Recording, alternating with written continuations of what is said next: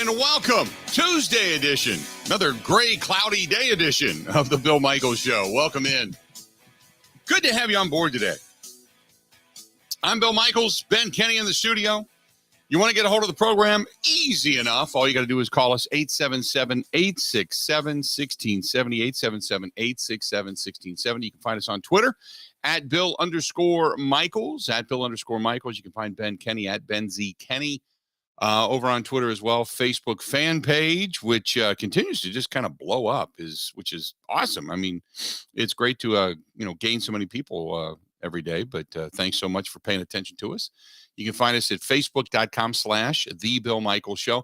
Subscribe for free. I have not pushed YouTube at all lately. I just haven't been doing it. And YouTube, we have a YouTube channel, and YouTube, Instagram, all that kind of stuff. You can find us on YouTube. Go to youtube.com/Bill Michaels Show, Michaels, Bill Michaels Show. Same thing on Twitch TV. If you download the Twitch app and you have that, you can also find us on Instagram, The Real Bill Michaels, over there as well. Email the program, thebillmichaels@gmail.com, and thebillmichaels.com is the website. Ben Kenny, how are we doing today? I'm splendid, Bill. Good day. Splendid. It's a good week. It doesn't happen that way. Splendid. I know. Wow. What is splendid about today? I've got to ask. I'm excited for the rest of this week, I must say. We got Wednesday to Saturday golf with the Farmers Insurance Open. Okay. And then obviously football, which is what people care about. Okay. But no, it's a good week.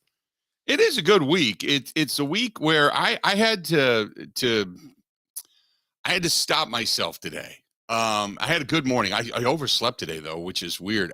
Is it anybody else other than myself that is just like feeling exhausted? Is it just because we're not getting any sunshine? I was in the gym today, and one of the girls behind the desk was explaining to me that people tend to feel overly tired when you don't have enough sunshine. And I can't remember what the vitamin or whatever that is that your body needs for energy or what have you. But I was in the gym and I just said, my God, I'm so tired. And I don't sleep a lot. I sleep, I go to bed depending on the day and what I had. Like last night I stayed up and worked late. So I went to bed, I guess about 11:30, something like that, by the time it was all said and done. And normally on a day like that, I'd get up like at 7. I wake up between 6:30 and 7 every day, normally.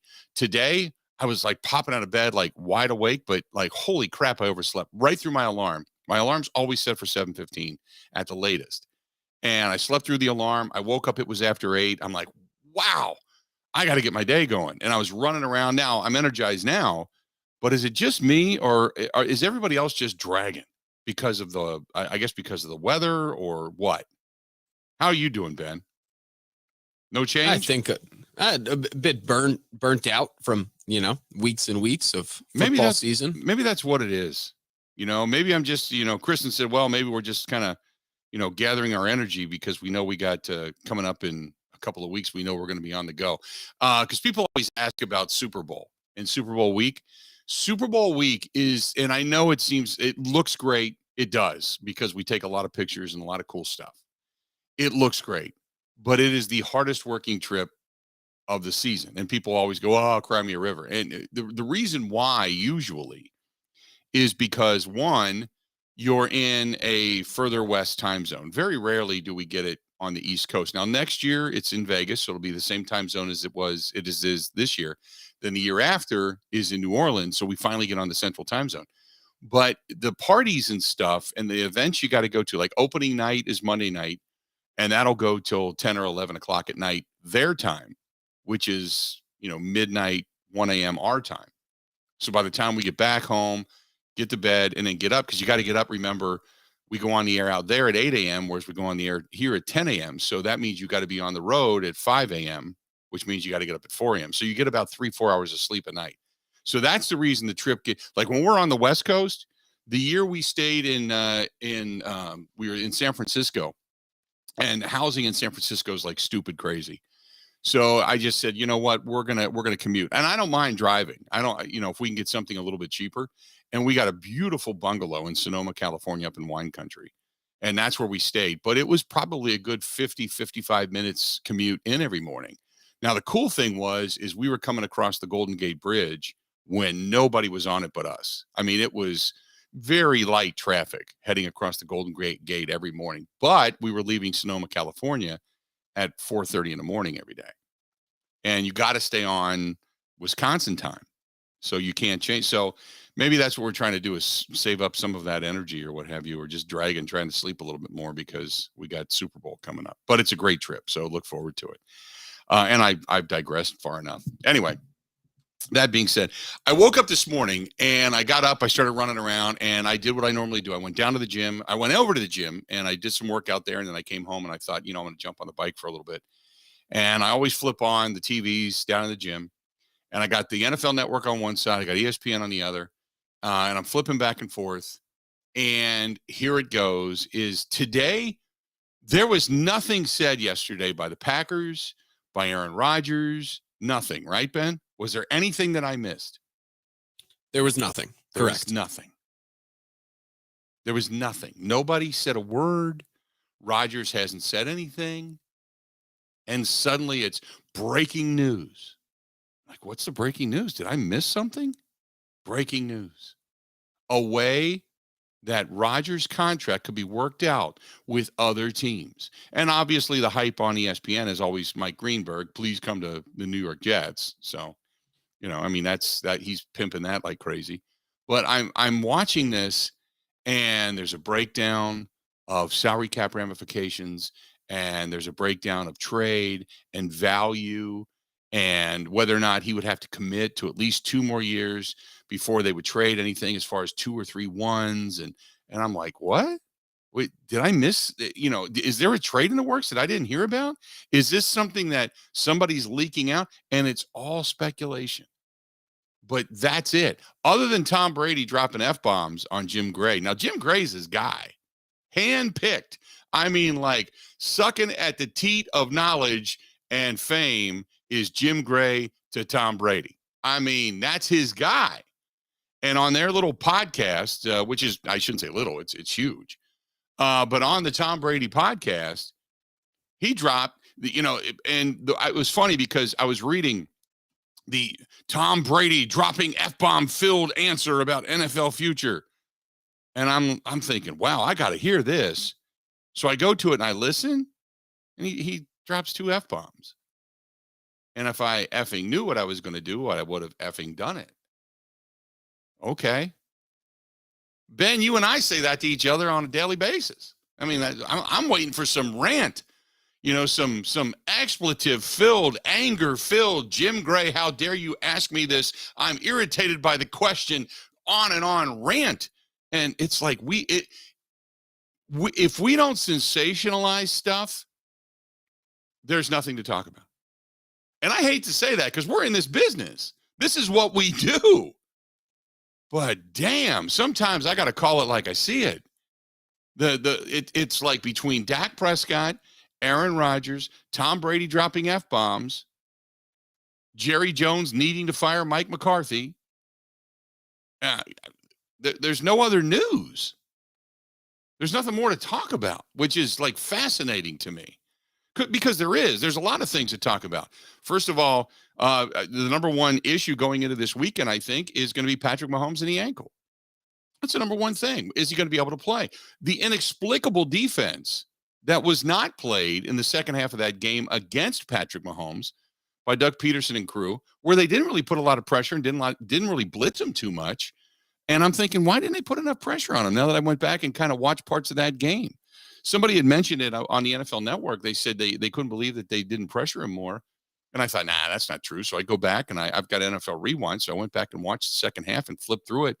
And sure enough, they didn't really put a lot of pressure on Patrick Mahomes. It's like, he's hopping around and you didn't come after him.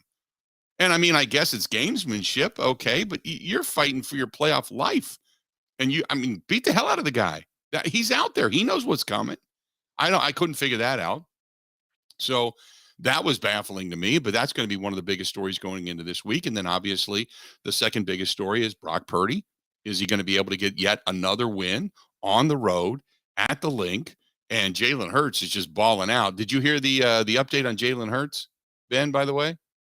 No. That Which update? as far as injuries, that felt better coming out of the game. Everything's great. Not that they're going to tell you that it's worse, but he said he felt even better. Said he couldn't believe how well he felt after the game and all that kind of stuff with that throwing shoulder. So the news coming out of Philly's like people are like, whoa, it's like either a magical heel or he's just, the time away or he just didn't get beat up too much or whatever. But said he felt even better coming out of the game. Yeah, it helps when you don't get touched. Right. At all. Said it's another week of healing up. I feel great. Looking forward to the practice and all that kind of stuff tomorrow. I mean, so now the news out of Philly is that Jalen Hurts is not only, he didn't get dinged up, but he feels even better. So, I can't imagine as much as I believe they're going to come after him full boat. I mean, Shanahan and company, D'Amico is going to come after him big time. And they're going to see what he can do. They're going to test him. And then if he burns them, then they'll back off. But I got a feeling they're going to unload the cannon on him early on and then see what he can do. And then if he can take it, then they're going to go, okay, whoa, wait a minute. Then they're going to try to back off. Otherwise, I think they're going to come after him. Cincinnati's probably going to do the same thing with Patrick Mahomes, and I would assume Andy Reid's going to be dialing stuff up, defensively speaking, to come after that offensive line and try to confuse that young offensive line that's very inexperienced, that protected and did a great job of protecting Joe Burrow in the game against Buffalo the other night. But I got a sense that that's what's going to. So this is going to be really, when you look at it, two defensive-minded games to test quarterbacks that have been Brock Purdy being tested, Jalen Hurts being tested, Patrick Mahomes being tested. The only guy that's coming in confident, healthy, no problems, whatever, is Joe Burrow, but he's got an offensive line in front of him that's not that great. So that's more strategy laden, but those are the storylines, and I'm thinking to myself, man, do we not have anything to talk about in this world? Is there nothing going on right now? And it's just, and obviously today, everybody's waiting with bated breath to see what kind of vague, gray, walk the line knowledge Aaron Rodgers is going to drop on us come the Pat McAfee show today when he's supposed to make his appearance, I guess. So that's coming. So everybody's just sitting there, just waiting with their dials, just ready to click and just going to watch Pat McAfee and see what kind of stuff Aaron Rodgers is going to drop. And he's going to say it's a beautiful mystery. And yeah, I've been taking time away and contemplating life after football. And, sure, I'm probably, thinking in both directions. And boy, I love the fans of Green Bay. And it was great playing with Cobb and it was great playing with Bakhtiari. And, I enjoyed that. And everybody's going to take that as, oh my God, he's leaving. He's done.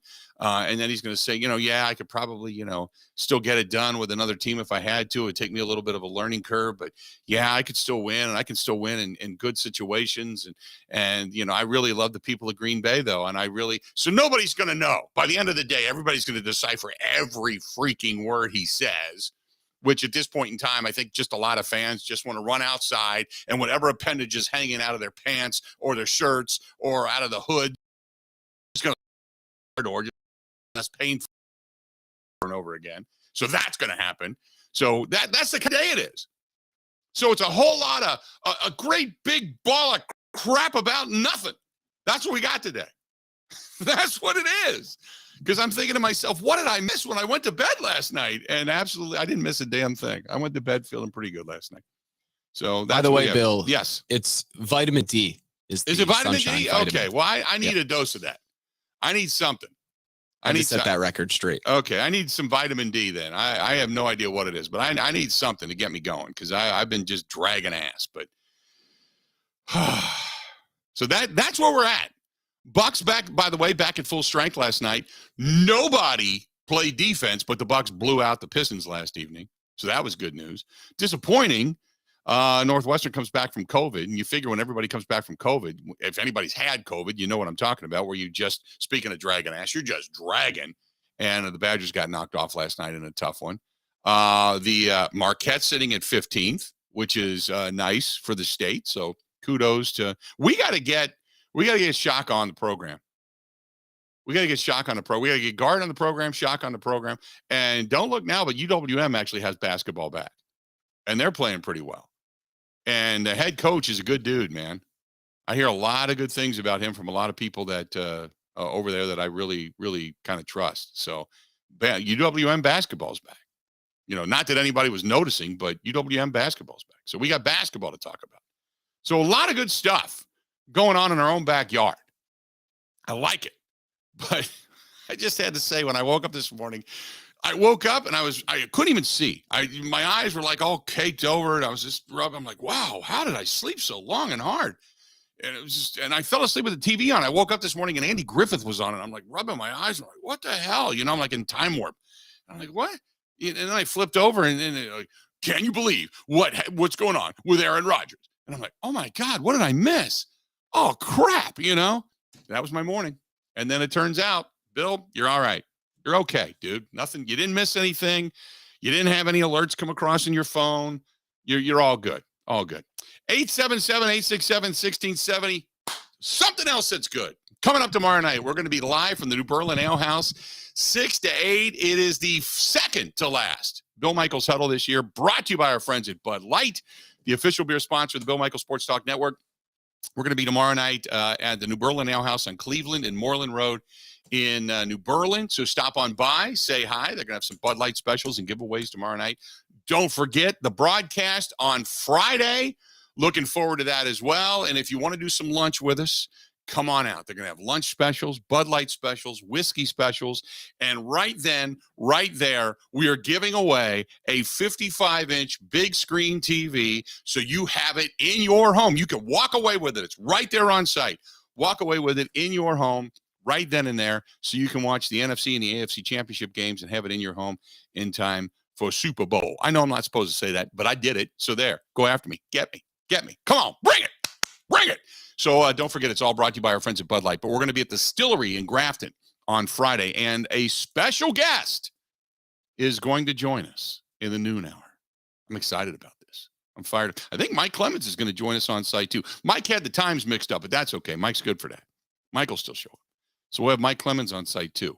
And then a week from Friday at the grand reopening, even though they've had kind of a soft opening since, of Stoley's Hog Alley out in Oconomowoc. And again, we're going to have some specials. Again, we're going to have a great party. We're going to have a lunch party. And again, we're giving something nice away. So you've got some things to hang out with for Super Bowl Sunday. Oh, we got a lot of stuff before we take off. I'm just giddy. I'm just out of my mind, man. I really am. Ready? This is the Bill Michaels Show on the Wisconsin Sports Zone Radio Network.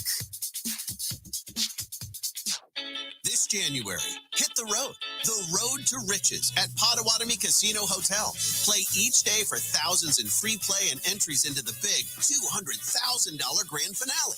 The more you play, the closer you get to big money. So hit the road, Jack, or Jill, or whatever your name might be. The road to riches, only at Potawatomi. For more details, visit paysbig.com/road2riches. Must be 21 years old to play.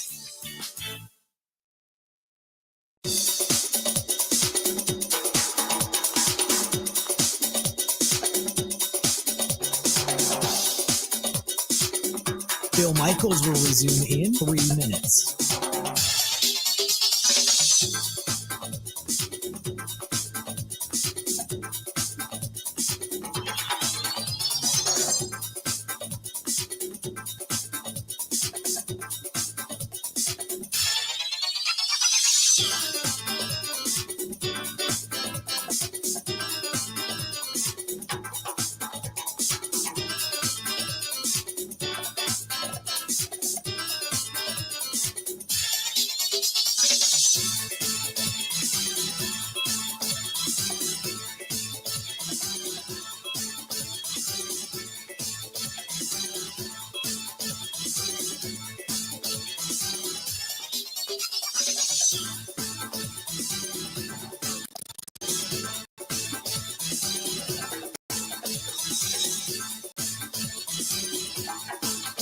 Bill Michaels will resume in 2 minutes.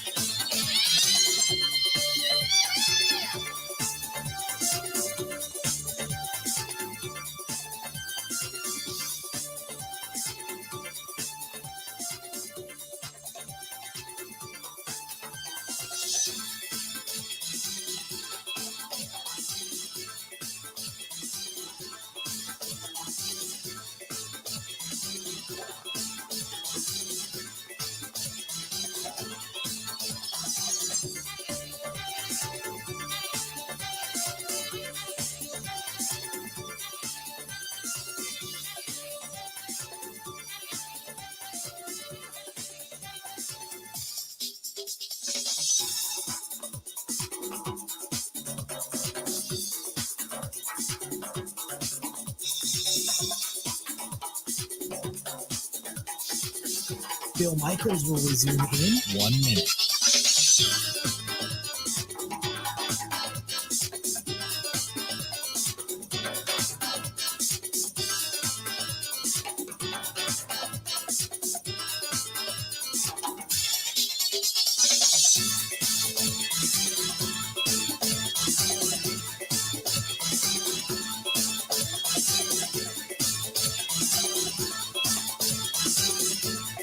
Bill Michaels will resume in 30 seconds.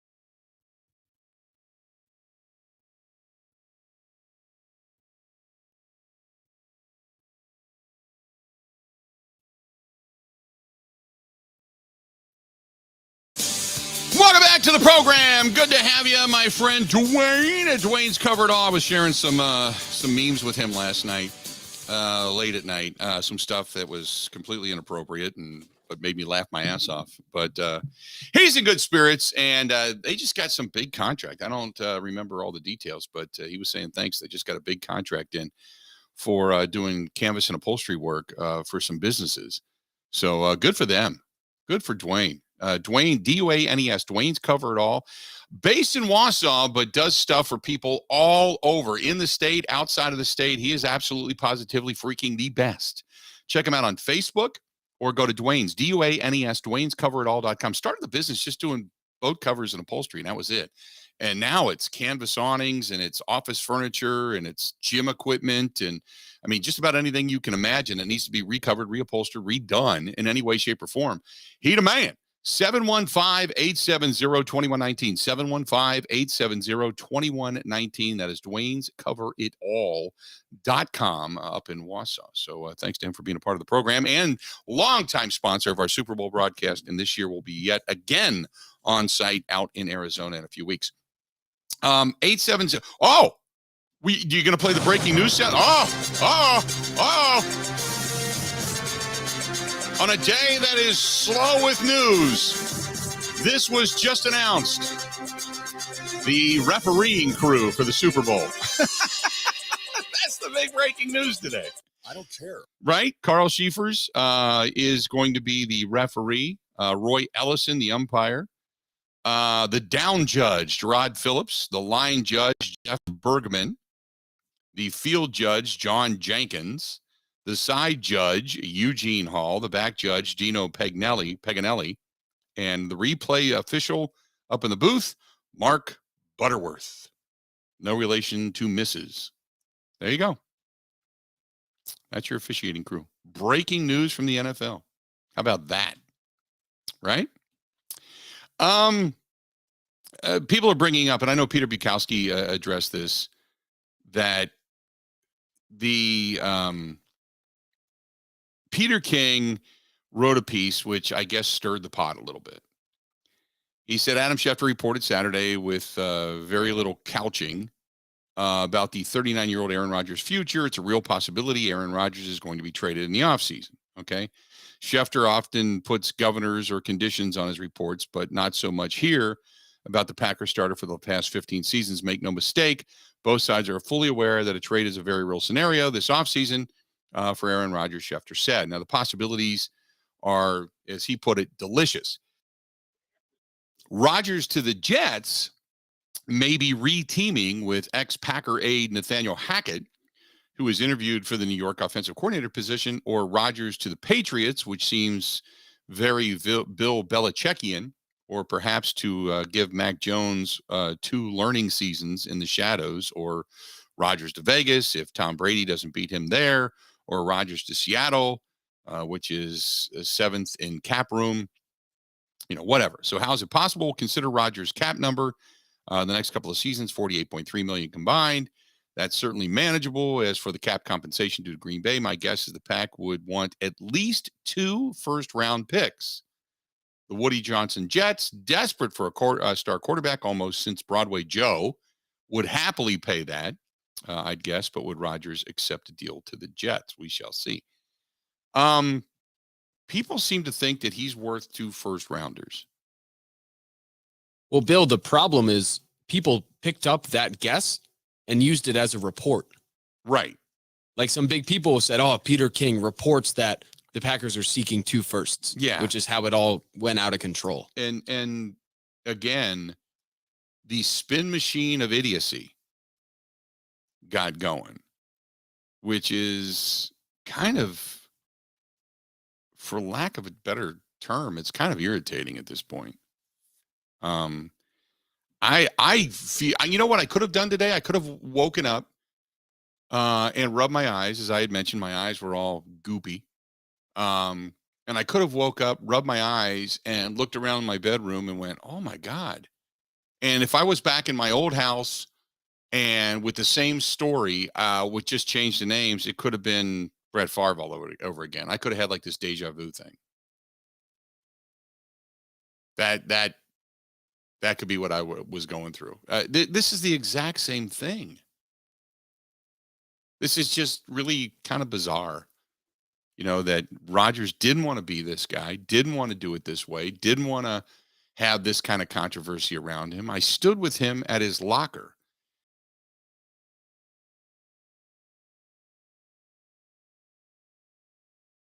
Forth and Rodgers, and no, it's going to be, Brett Favre, not Favre, possibly Favre. Could it be Favre? Favre, he'll be back. No, he won't be back. And then just said, what the hell, And it's the same thing. It's the same thing. Here we go again. But there's nothing there. There's no meat on that. All this stuff floating around of what people think. I get that you can always, I've always said it's what's not said. You can look as deep into what's not said as to what is said. But as I've said, he's going to play. 2, I don't believe the Packers are going to go. He made a commitment. He wanted to stay. He was if you look at the way that contract was written, his agent basically held a gun to the Packers' head, and the Packers said, okay. We'll do it. That's what I'm saying. This whole thing about if it's mutual, we'll let you know. That's all a bunch of self-serving garbage, because the on everything them to do everything. There's no reason to turn your back on them now. And there's no reason for the Packers to turn their back on him other than money, to say, let's cut bait now so we don't have this financial cap jail that we have to kick down the road. But, I don't see it happening. I think a lot of people are wanting things to happen, or the speculation, because Aaron Rodgers is a lightning rod for comments. He just is. He sparks interest. He pops ratings. But that, I just don't think there's anything there. I wish I had some kind of breaking news that we could all nosh on. We could just go, oh my God. And then everybody's going to talk about it. But there's just nothing there. We're actually talking about nothing being there. And trying to call, because I wake up, people say, well, why do you talk about Rodgers? Here's the reason why. I woke up and there was all these messages and emails and stuff. And I'm thinking I missed something. And I'm here today to tell you, you didn't miss anything. There's nothing new. Unless he drops something on the McAfee show this afternoon, there's nothing new. There's nothing new. There's nothing else going on. It's the exact same situation it was the day the season ended. Nothing has changed. Nothing. And yet, all these rumors and innuendos and speculation and columns being written and this and that, and it's got everybody all stirred up. It's like there's nothing there. He's coming back. He's going to go to the Packers. They're going to try to, bolster this team a little bit, try to run it back in another way, try to, end his legacy on a high note and Mark Murphy's legacy on a high note, and going to try to do it all over again. That's what's going to happen. If I had to put money on it, if I was going to Vegas, I'd say, give me 500 on Rodgers to return to the Green Bay Packers, and the Packers try to do with a couple things they're going to make that team better. That's it. That's it. We've talked about what needs to be upgraded, right? That's it. 877-867-1670. 877-867-1670. I don't know. I don't know what else to say about it. I know there's, people want to talk about it, but I just don't know what else there is to say about it. So, this one's from Dan. Dan says, hey, Bill, Rodgers saga. Lots of people are blaming Aaron for a bad year, but it's not just because Devontae is gone. Let's not forget about Valdez-Scantling and Equanimeous St. Brown. Any team that loses 3 good wide receivers is going to struggle no matter who the quarterback is. I say if the team gets healthy and can stay healthy, he's going to stay together for another year. They're going to be good. That's from Dean, listening to us in Spring Green. Dean, you're probably right, which is the other reason why I believe they're going to probably run it back.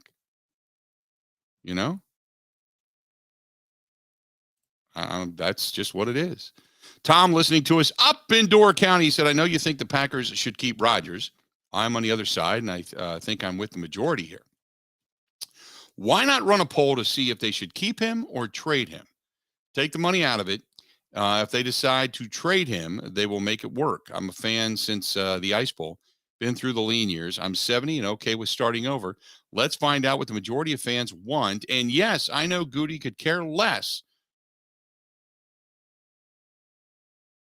Tom, during the break, I'm going to put it out there. We'll put it up. I'll do it just for you, Tom. I'll do it just for you. There you go. Let's do this. 877-867-1670. Also hit us up. What do you want? Tom's guiding the show today. Tom, listening in Door County, 70 years old, fan since the Ice Bowl. Tom is saying, hey, guys, let's just take a poll. He believes the majority want Rodgers gone. So we'll take a poll today. We'll do that. That's easy. It's easy. What do you want? 877-867-1670. Feeling kind of fine today. I'm enjoying myself. Stay tuned. This is the Bill Michaels Show on the Wisconsin Sports Zone Radio Network. Even when the weather outside is frightful, your energy bill could be much more delightful. Hi, I'm Gina Della from Pella. Replacing drafty windows and doors can dramatically lower your energy costs. Pella Windows and Doors of Wisconsin offers some of the most energy-efficient windows in the industry, designed to keep the cold outside where it belongs. You'll help kick the January blues when you choose to book by the 31st for 0% interest up to 2029. You heard that right. No interest up to the year 2029 if you book by January 31st. Pella's premium wood windows and patio doors feature distinguished craftsmanship and nearly endless possibilities, with maximum design flexibility in dramatic sizes, custom colors, finishes, profiles, product types, and more. Hurry! To get the 0% interest up to 2029, you have to book by January 31st. Visit PellaWI.com. Certain restrictions apply.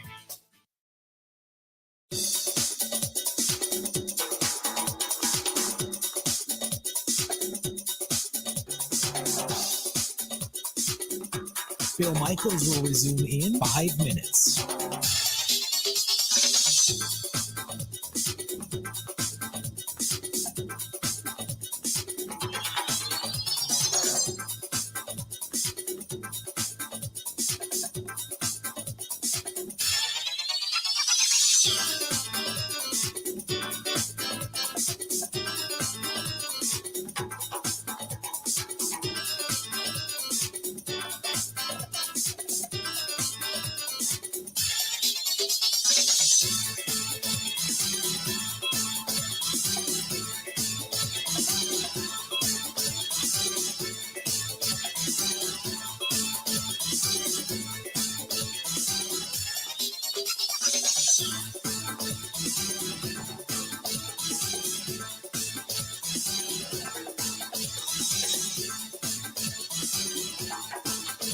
Bill Michaels will resume in 4 minutes.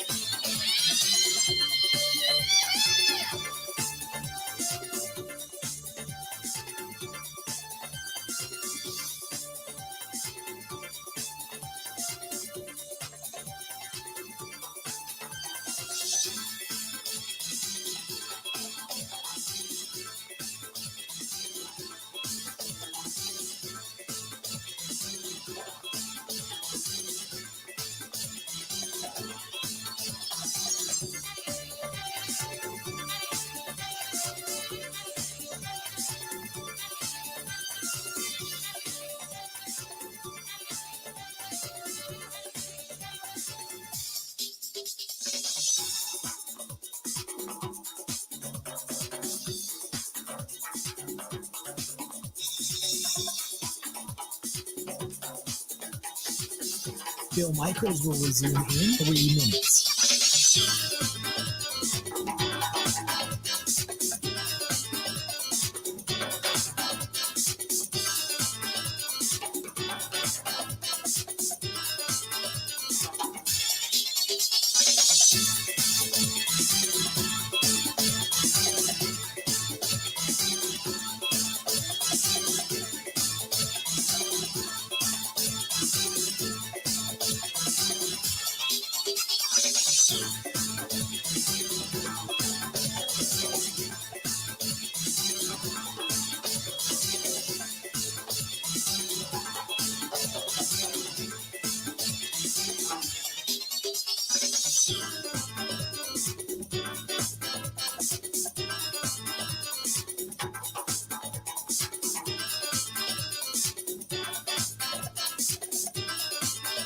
Bill Michaels will resume in 2 minutes.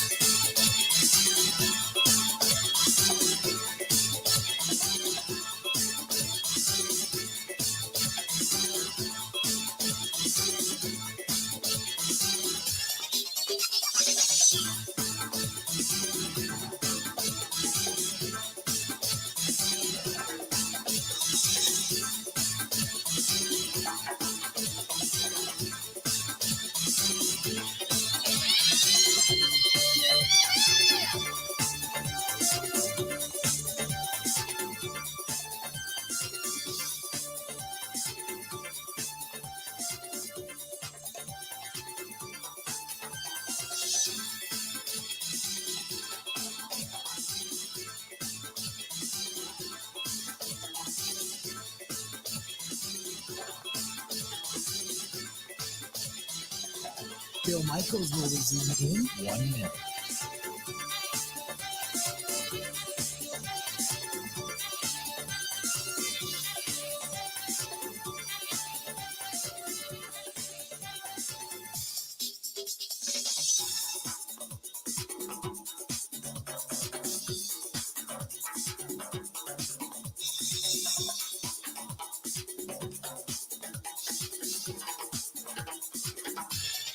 Bill Michaels will resume in 30 seconds.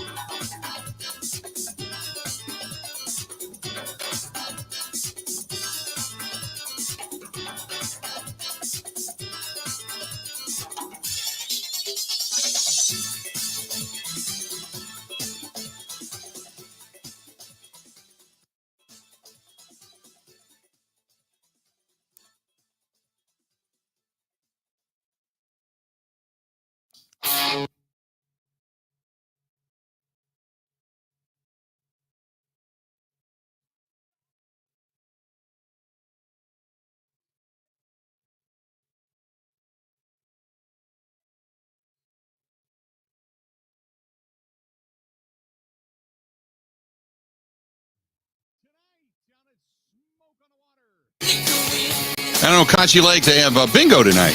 So if you're looking for something to do and you want the big bingo board and all the excitement of bingo, that's the place to go. Smoke on the Water out there on Okauchee Lake. Sloppy Joe's, obviously a terrific place as well. One of those good old-fashioned Wisconsin bars. But Smoke on the Water tonight. Stop out and say hi to Joe and Ellen Hennis. And tonight, it's bingo night out there at Smoke on the Water. This is from Chuck, who said, "Did you hear that Potawatomi closing the Northern Lights Theater?" Yeah, I did. And part of that, I think, is there's twofold here. One is they're opening a sports book, which is just awesome. It's awesome. So that's first and foremost. Secondly, I think it's really cool because the sports book obviously is needed, and here in the state of Wisconsin, there's this clamoring for, and what they've seen in other states that have gotten betting and sports books and stuff has been a boom. But also the fact that there are smaller theaters going in downtown Milwaukee. There's the one that's going in next to the Deer District. Jim Kazmarek has that smaller stadium that is going to be built. That's also going to be used for a music venue. So they're going to have, other venues and other opportunities. There's the Rave, which is sitting right there as well. So there's a lot of places for bands to play, and you don't need to do it in the Vegas style theater anymore.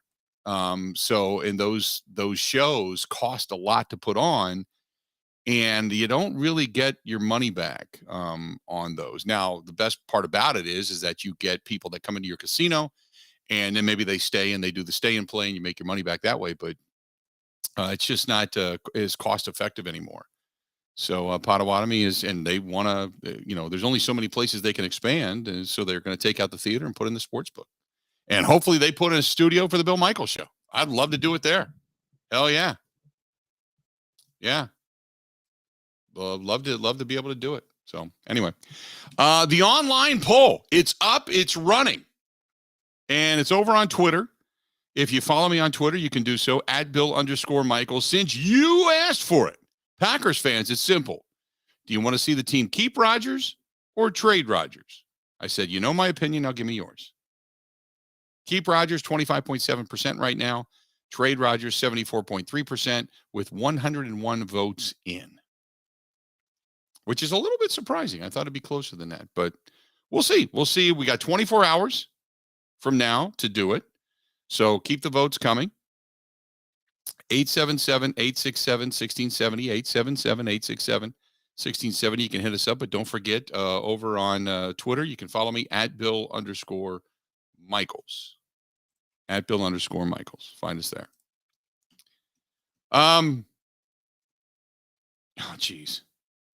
Who tweeted this? Ben, what is this that you're sending me? Oh, my goodness. It is, I would say, a main culprit of just repurposing other people's reports. Yeah. In a Twitter account. Yeah. That's the account that I referenced earlier that said Peter King reported the Packers will get 2 firsts. Right. Although Peter was just guessing. The new tweet reads, update. The Packers will not be trading Aaron Rodgers within the NFC conference. They will, quote, explore the idea of trading the quarterback exclusively to the AFC, per Adam Schefter. Oh, God. It's turning into, sir. I wish Rodgers would just say, this is what's going on. This is just, this is, we could literally just sit here and do the show and just say, let's just count the tweets regarding Aaron Rodgers on a daily, right? It just is what it is. Ben says, look, I don't much care. I'm hoping that the people at 1265, this is over on Twitter, are much more informed than I am regarding the implications on both sides. I just want a competitive team, and I still trust that the Packers will put one out there. I think that's what most people want. I've said it before. I'll say it again. It's not about whether or not you like or dislike the quarterback play or you think the team can or can't win. I think what it's about is fatigue. It's about fatigue. It's Aaron Rodgers fatigue. That's it. Nothing more. That's the same thing people went through, the same thing that fans went through with Brett Favre is what people are going through right now. It's just simply fatigue. It's oh my God, don't do this again. We're just tired of it. Just make a damn decision and get it over with. And I think they want him to make a decision, and they want, loyalty. And I think that's it, and again, that's what I'm saying. Greg said it's only January 24th. Please stop. Right. That's what I was saying at the beginning of the show, Greg, in case you missed it. Like there's nothing new today, and it's just wild, but it's all people are talking about. And Greg, I know you hate to listen to it. I get it. But here's the bottom line. And I'll tell you this. So yesterday when we came on the air and there was the Adam Schefter report and there was stuff that was written about this and all this speculation about what was said and what wasn't said coming out of Sunday when we should have been talking matchups for AFC and NFC championship games and all of that stuff. Aaron Rodgers was the number one topic. And you know how I can say that is because if you watch our stream, and I can see it live, okay, I can watch the number of people that pay attention to it live. The minute Rodgers discussion comes up, it shoots through the roof. Love it or hate it, it's the thing. I agree with you. I kind of laugh at it too because there's not much there. There's no meat on the bone. And I'd said a while ago, and I'm sticking to this, that if I'm Brian Gutekunst, say, take a month away. Then I'm going to come out and I'm going to talk to you, and then we're gonna hash this out. I know Tom Brady's saying the same thing, and people are giving me that as an example. Tom Brady's 45 years old. Tom Brady's got 6, 7 rings. I lost count. Brady's got so many rings. I don't even know anymore. Brady's 45 years old, made the decision to come back, and for all intents and purposes, perception becoming reality, lost his family because of it, and lost his marriage because of it, I should say. But yet he's the most decorated player ever when it comes to championships. And he's at the end of his deal. He's a free agent, basically. So he's got that ability to be able to say, I'm going to take some time. Rodgers is under contract. Rodgers has asked for everything. He's been given everything to the point where they've signed contracts for other players because of his asking. They have done so many different things for him. He, I think, has a legacy attached to all of this, and I think he wants to come back. So it's just a completely different scenario. Your name says, take anything to get rid of him, to get any kind of cap relief. Just blow him out. Blow him out. Stay tuned. We got a lot more of the Bill Michaels Show coming up. Covering Wisconsin sports like a blanket. This is the Bill Michaels Show on the Wisconsin Sports Zone Radio Network. This January, hit the road to riches at Potawatomi Casino Hotel. Play each day for thousands in free play and entries into the big $200,000 grand finale. The more you play, the closer you get to big money. So hit the road, Jack, or Jill, or whatever your name might be. The road to riches, only at Potawatomi. For more details, visit paysbig.com/road2riches. Must be 21 years old to play.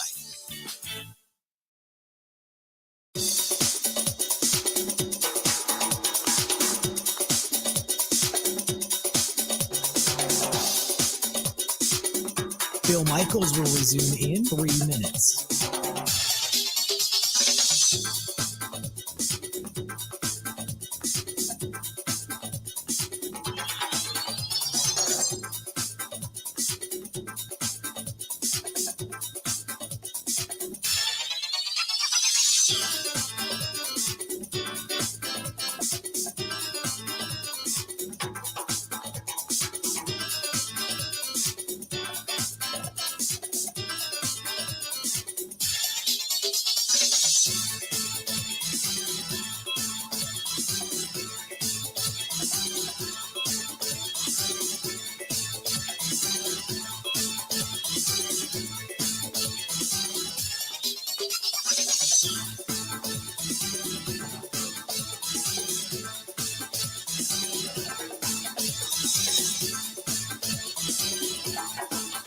Bill Michaels will resume in 2 minutes.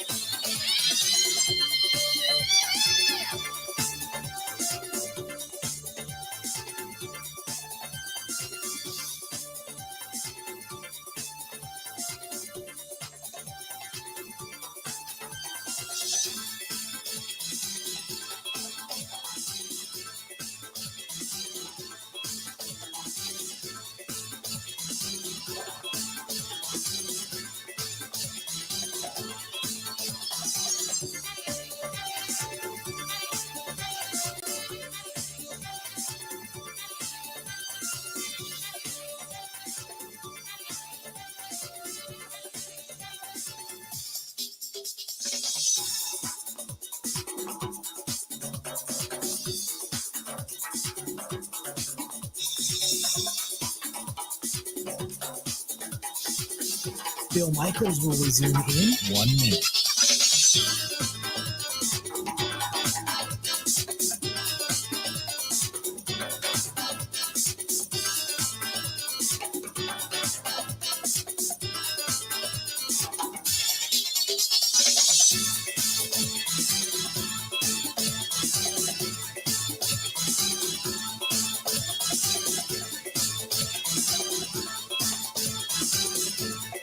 Bill Michaels will resume in 30 seconds.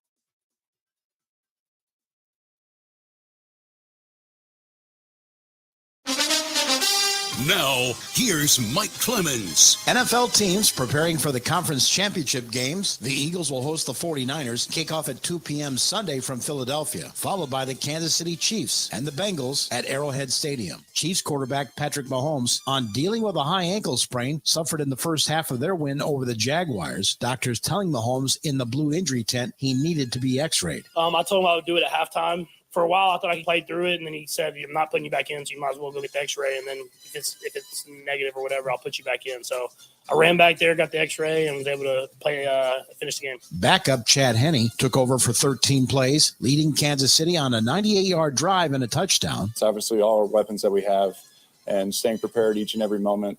I think you just stay ready. And when your number's called, you just go in there and do what you did in practice in the meeting rooms, and you just take it to the game. Chiefs head coach Andy Reid on how Henne performed. First of all, Chad did a nice job getting the ball out on time, and the O-line did a nice job. The run game, Pacheco had the long run. You know, the guys love Chad, and they play for him. So it was a great deal. Reid says he thinks Mahomes will be able to play on Sunday. The Jaguars made it close, but were eliminated by the Chiefs 27-20. Quarterback Trevor Lawrence. We'll be back. I'm confident in that. This is more the beginning than it is the end of something. So we got a taste of it. And, I mean, the guys are already hungry to get this opportunity again. Head coach Doug Peterson. From the beginning of the season to today, our expectation is to be in these games every year. You know, this was a good first year for all of us. That's Jaguars head coach Doug Peterson. I'm Mike Clemens on The Bill Michaels Show.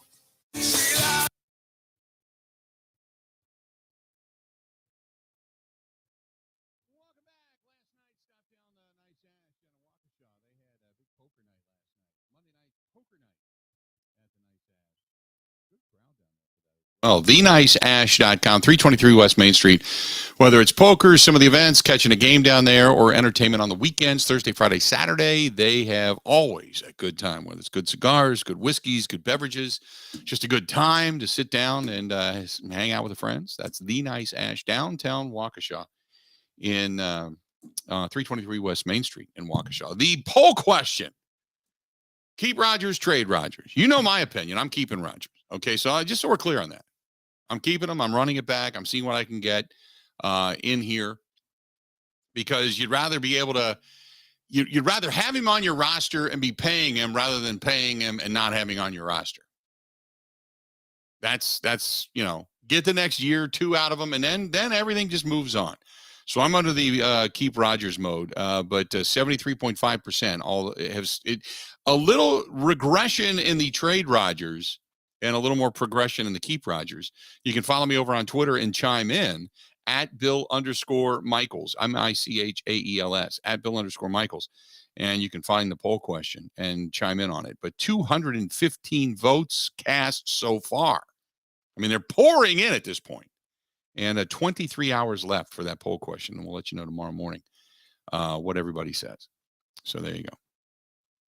877-867-1670. Patrick says, why are you so hard on keeping Rodgers? What is it about your fear of letting him go that drives you? It's not a fear. That's not it. Many of you, and I, look, I can't say I lived through it because I wasn't living in the state at the time. I didn't move into Wisconsin until 1999. But I know what it was like being a fan. I mean, from afar, back in those days in the 80s, and watching the old Bay of Pigs in Tampa Bay and Green Bay of two meaningless teams playing meaningless football that was just bad and ugly.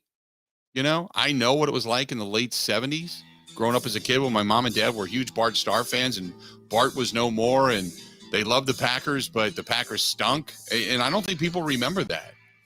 And you've got a Hall of Famer there right now. And I'm not quick to just toss him to the side. The last time you doubted him, he bounced back with kick-ass seasons. So I still think they can get it done. I just do. Stay tuned. 1 hour down, but 3 more to go. On a day we're just throwing crap on the wall, hanging out. Crap is just sticking. Wham, wham, whap. There it is. More of the Bill Michaels Show coming up next.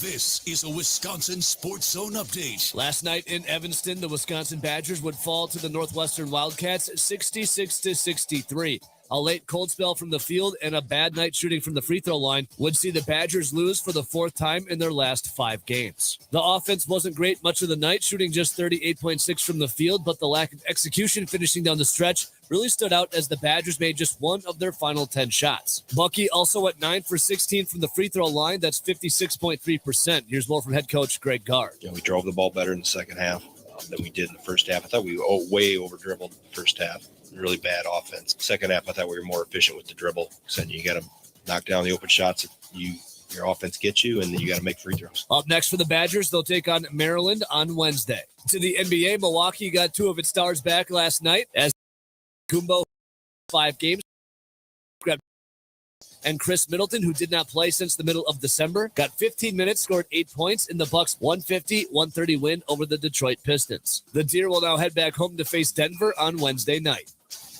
Are you a non-union construction tradesperson proud of what you do? Did you know you're worth so much more than what you're bringing home today? Put the power of LiUNA union labor to work for you. When you join LiUNA, you get the pay you deserve, plus pension and healthcare benefits above and beyond your compensation. That's 0 deductions for pension and healthcare benefits with LiUNA, because you're worth it. Learn more at liunawisconsin.org/join.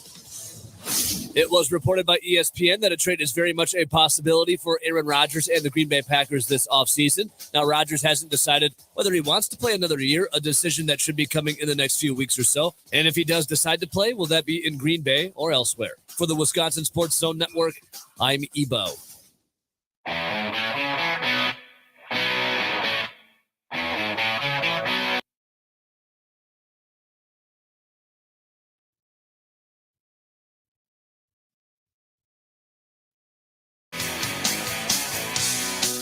Welcome back. Good to have you. Bill Michaels Show, hour number 2, dos. Hanging out with you today. The update on the poll question with we're closing in on 300 votes at this point in a matter of about 25 minutes. The question is, do you want to keep Aaron Rodgers or do you want to trade Aaron Rodgers? You know my opinion. I'm keeping him, but I was challenged by a young man of 70 years of age up in Door County to say, ask the people, because he believes the majority just want to get rid of him because they're tired of it. So far, he's correct. 73.7% say trade him. 26.3% say keep him. Like I said, we're closing in on 300 votes. So there you go.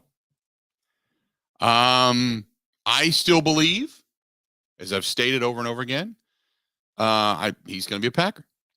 They're going to put a couple pieces around him. They're going to try to run it back. You get Rashawn Gary back, your offensive line coming back a year removed from the knee injury from Elton Jenkins. David Bakhtiari will be coming back healthy, so your offensive line is that much better.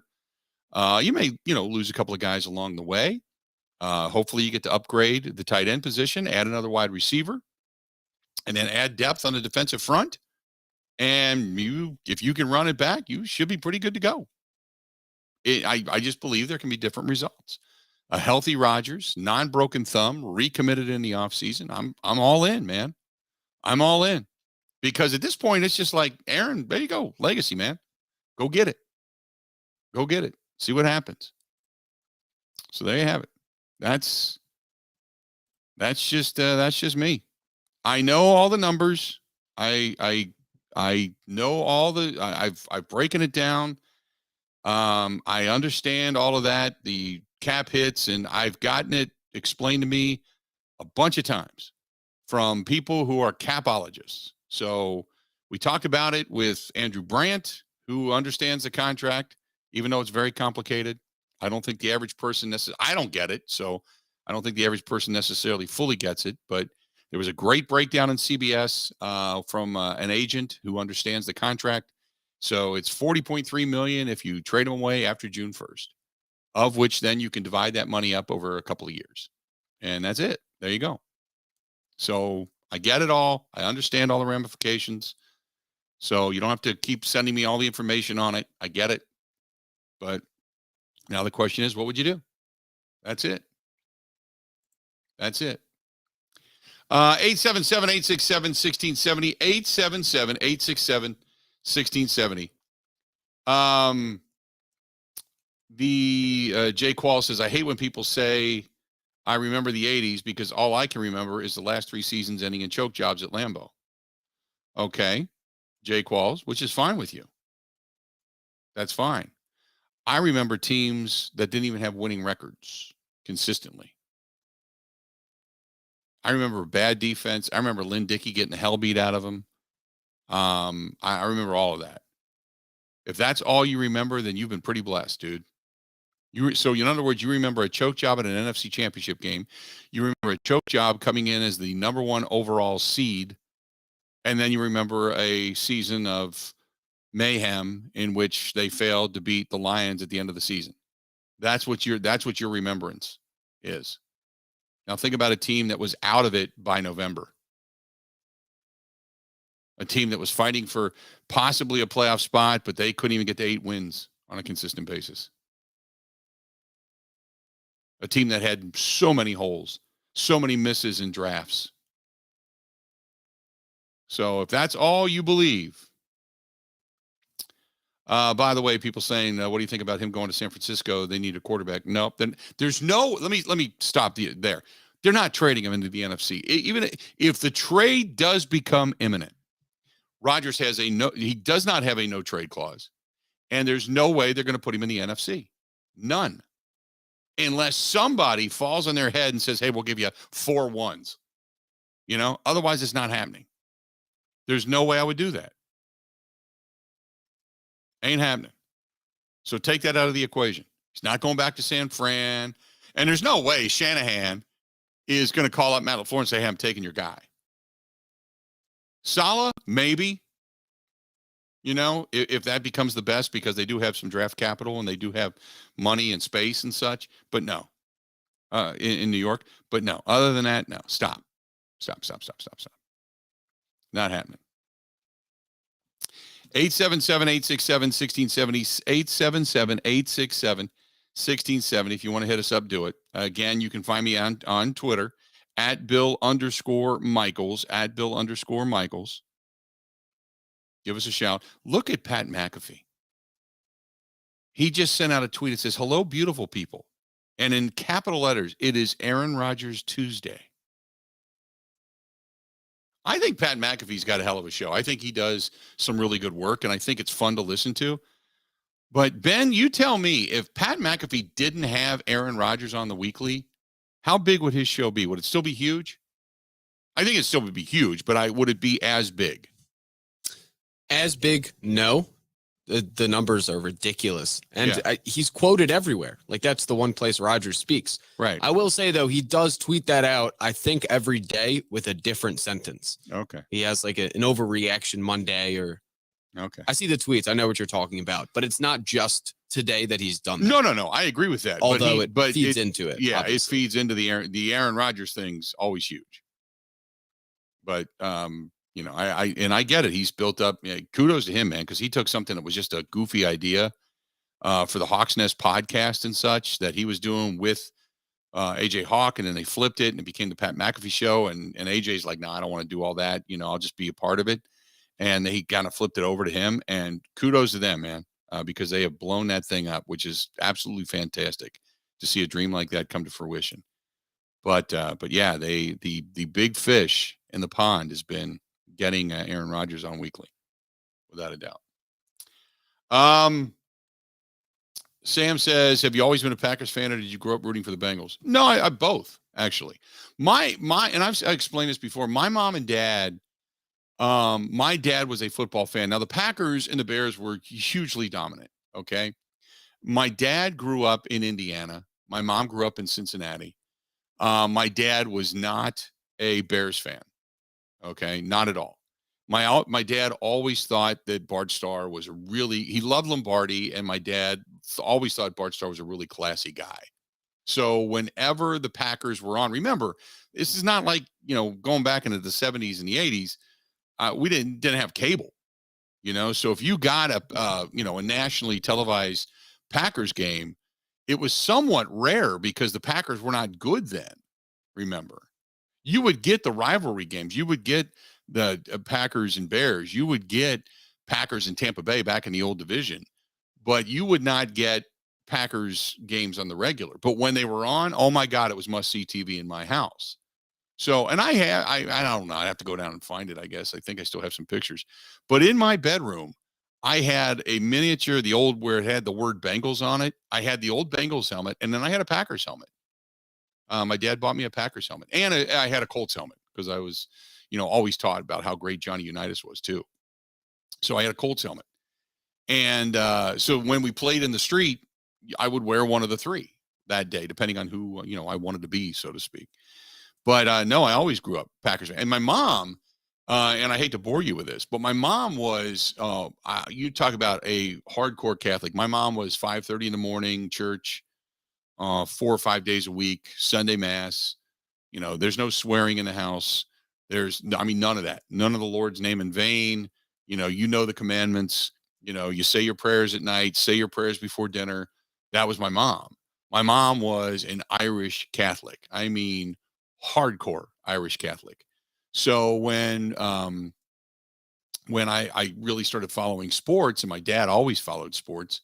My dad was a track star in Indiana and a running back in high school. And my dad had actually set some records playing football. And so my dad was always into sports.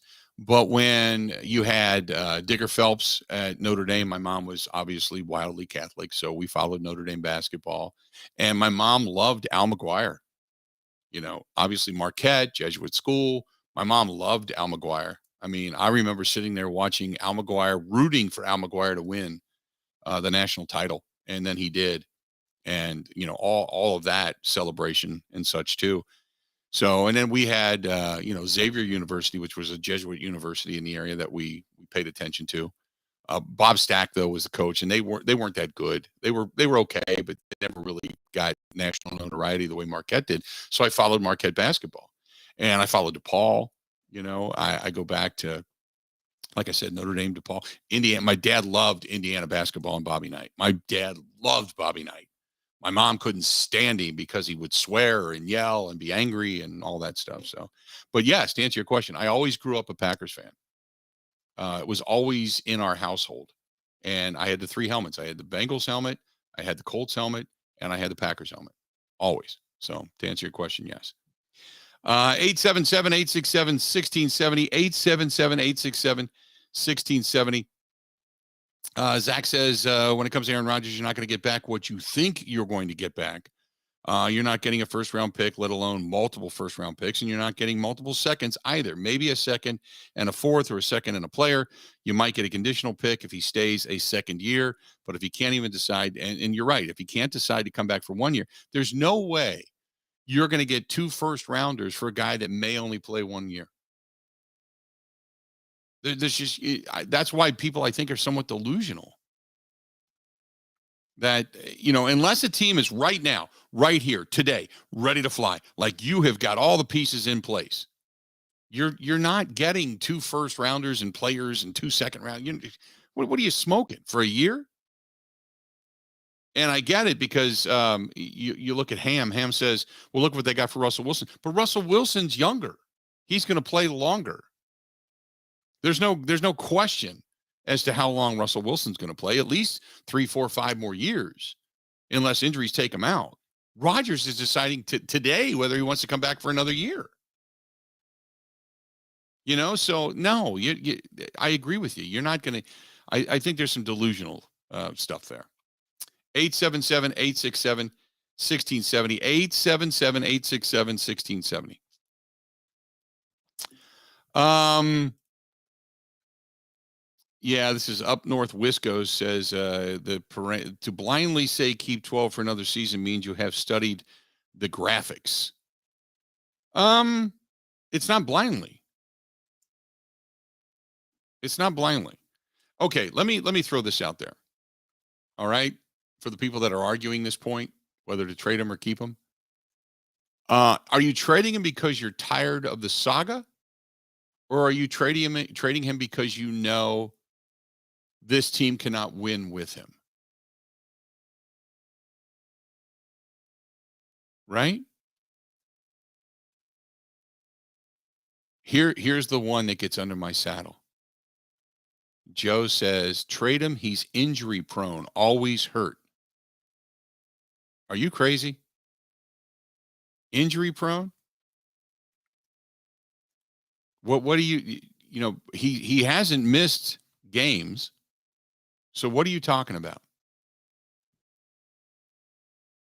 We've seen ankle sprains and shoulder issues. Jalen Hurts, does that make him injury prone? Another ankle sprain for Patrick Mahomes, is he injury prone? No, that's a dumb statement. He broke his thumb, still played, didn't miss a game. Injury prone means you're all the time you on the field. Sammy Watkins injury prone. You know Randall Cobb's always gets injury prone. Right? You know that. He's not leaving the game because of concussion. He's always available. Being available all the time is not injury prone. That's the one of the dumbest statements you can possibly make. And you actually typed it out and then hit enter. Injury prone, to me, is missing games. To you, maybe he gets nicked up, but every quarterback in the league does. There is not one quarterback, maybe other than Brock Purdy, that by the time this season ends is not banged up in some way, shape, or form. Has had a bruised knee, has had a bruised thigh, has had a bruised calf, has had an ankle sprain, has had a pinky, a finger, something. Nobody comes through a season and goes, I feel great. Let's go. Here we go. And nobody does that. Nobody. And you're right, Brett, with all the rules that protect the quarterback, you know, it's not a huge factor anymore because quarterbacks are so well protected.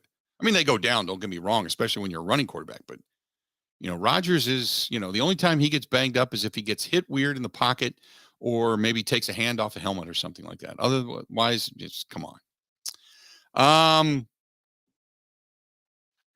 Jason says, isn't the franchise and the NFL, didn't they have more stability versus the 80s? What are the real chances franchise goes into a tailspin for 20 years? Jason, it is 100% on the general manager. 100%. You can buy players now. Put it this way. If you mismanage the salary cap, you pick up free agents that don't help you, and your drafts are poor, you can have 10 years of inequity. Look at the Jets. How long have the Jets been trying to find a quarterback? Think about that. How long have the Jets been, they get there, they start to look good, and then all of a sudden they go right into the crapper. How long have the Jets been looking? Just the Jets, for example. How long has Cleveland been looking for sustainability? It's been a long time since Jacksonville's been back to the postseason, right? The Raiders have been up and down. Indianapolis, since Peyton Manning left, they had, with Andrew Luck, a couple of good seasons, but that was it. Detroit's been bad forever. I mean, come on. Don't say, oh, come on, it's easy. No, it's not. Those franchises would kill for the success that the Packers have had. They'd kill for it. So, no, it's not easy. 877-867-1670, 877-867-1670. Hey, our friends over at Quick Trip, last night, I did go out, stopped at Quick Trip, and on the way, I picked up one of those take-home meals. Oh, my God, those things are good. Take-home meals are awesome, man. If you're looking for pot roasts, roast beef, the chicken tenders are awesome. That chicken I'll put up against any chicken out there. I'll put it up against Popeyes. I'll put it up against Church's. I'll put it up against KFC. Oh, my God, it's so good. You can get some chicken tenders and a thing of mashed potatoes, corn, and come home and have a meal. The take-home meals are awesome at Quick Trip. Stop in, use your Quick Rewards card. They've got everything. That's our friends at Quick Trip. Covering Wisconsin sports like a blanket.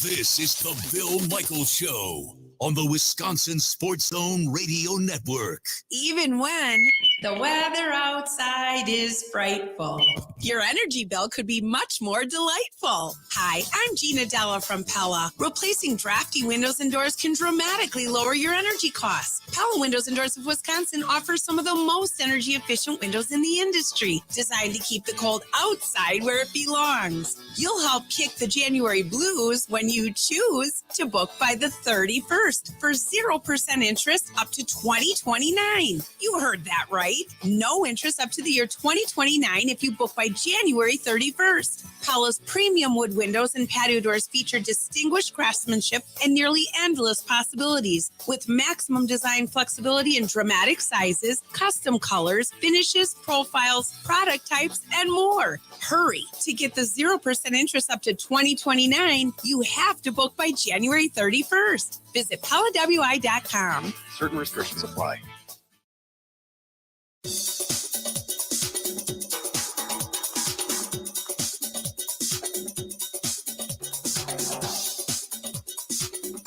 Bill Michaels will resume in 3 minutes.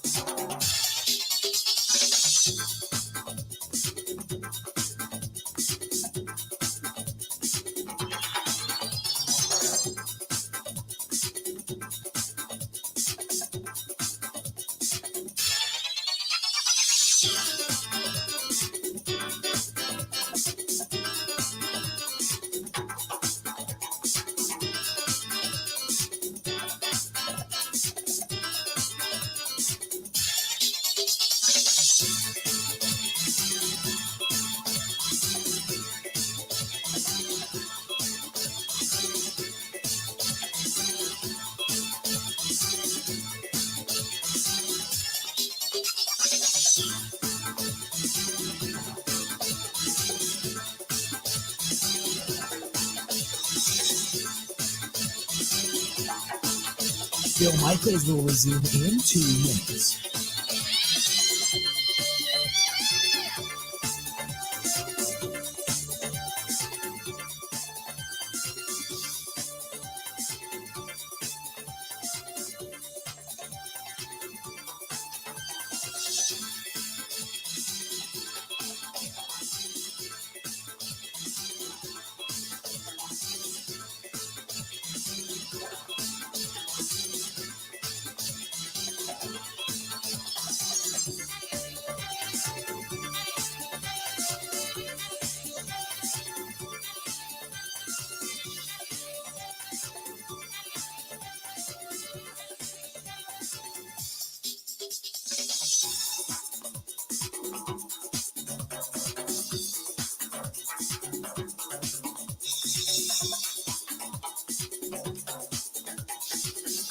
Bill Michaels will resume in 1 minute.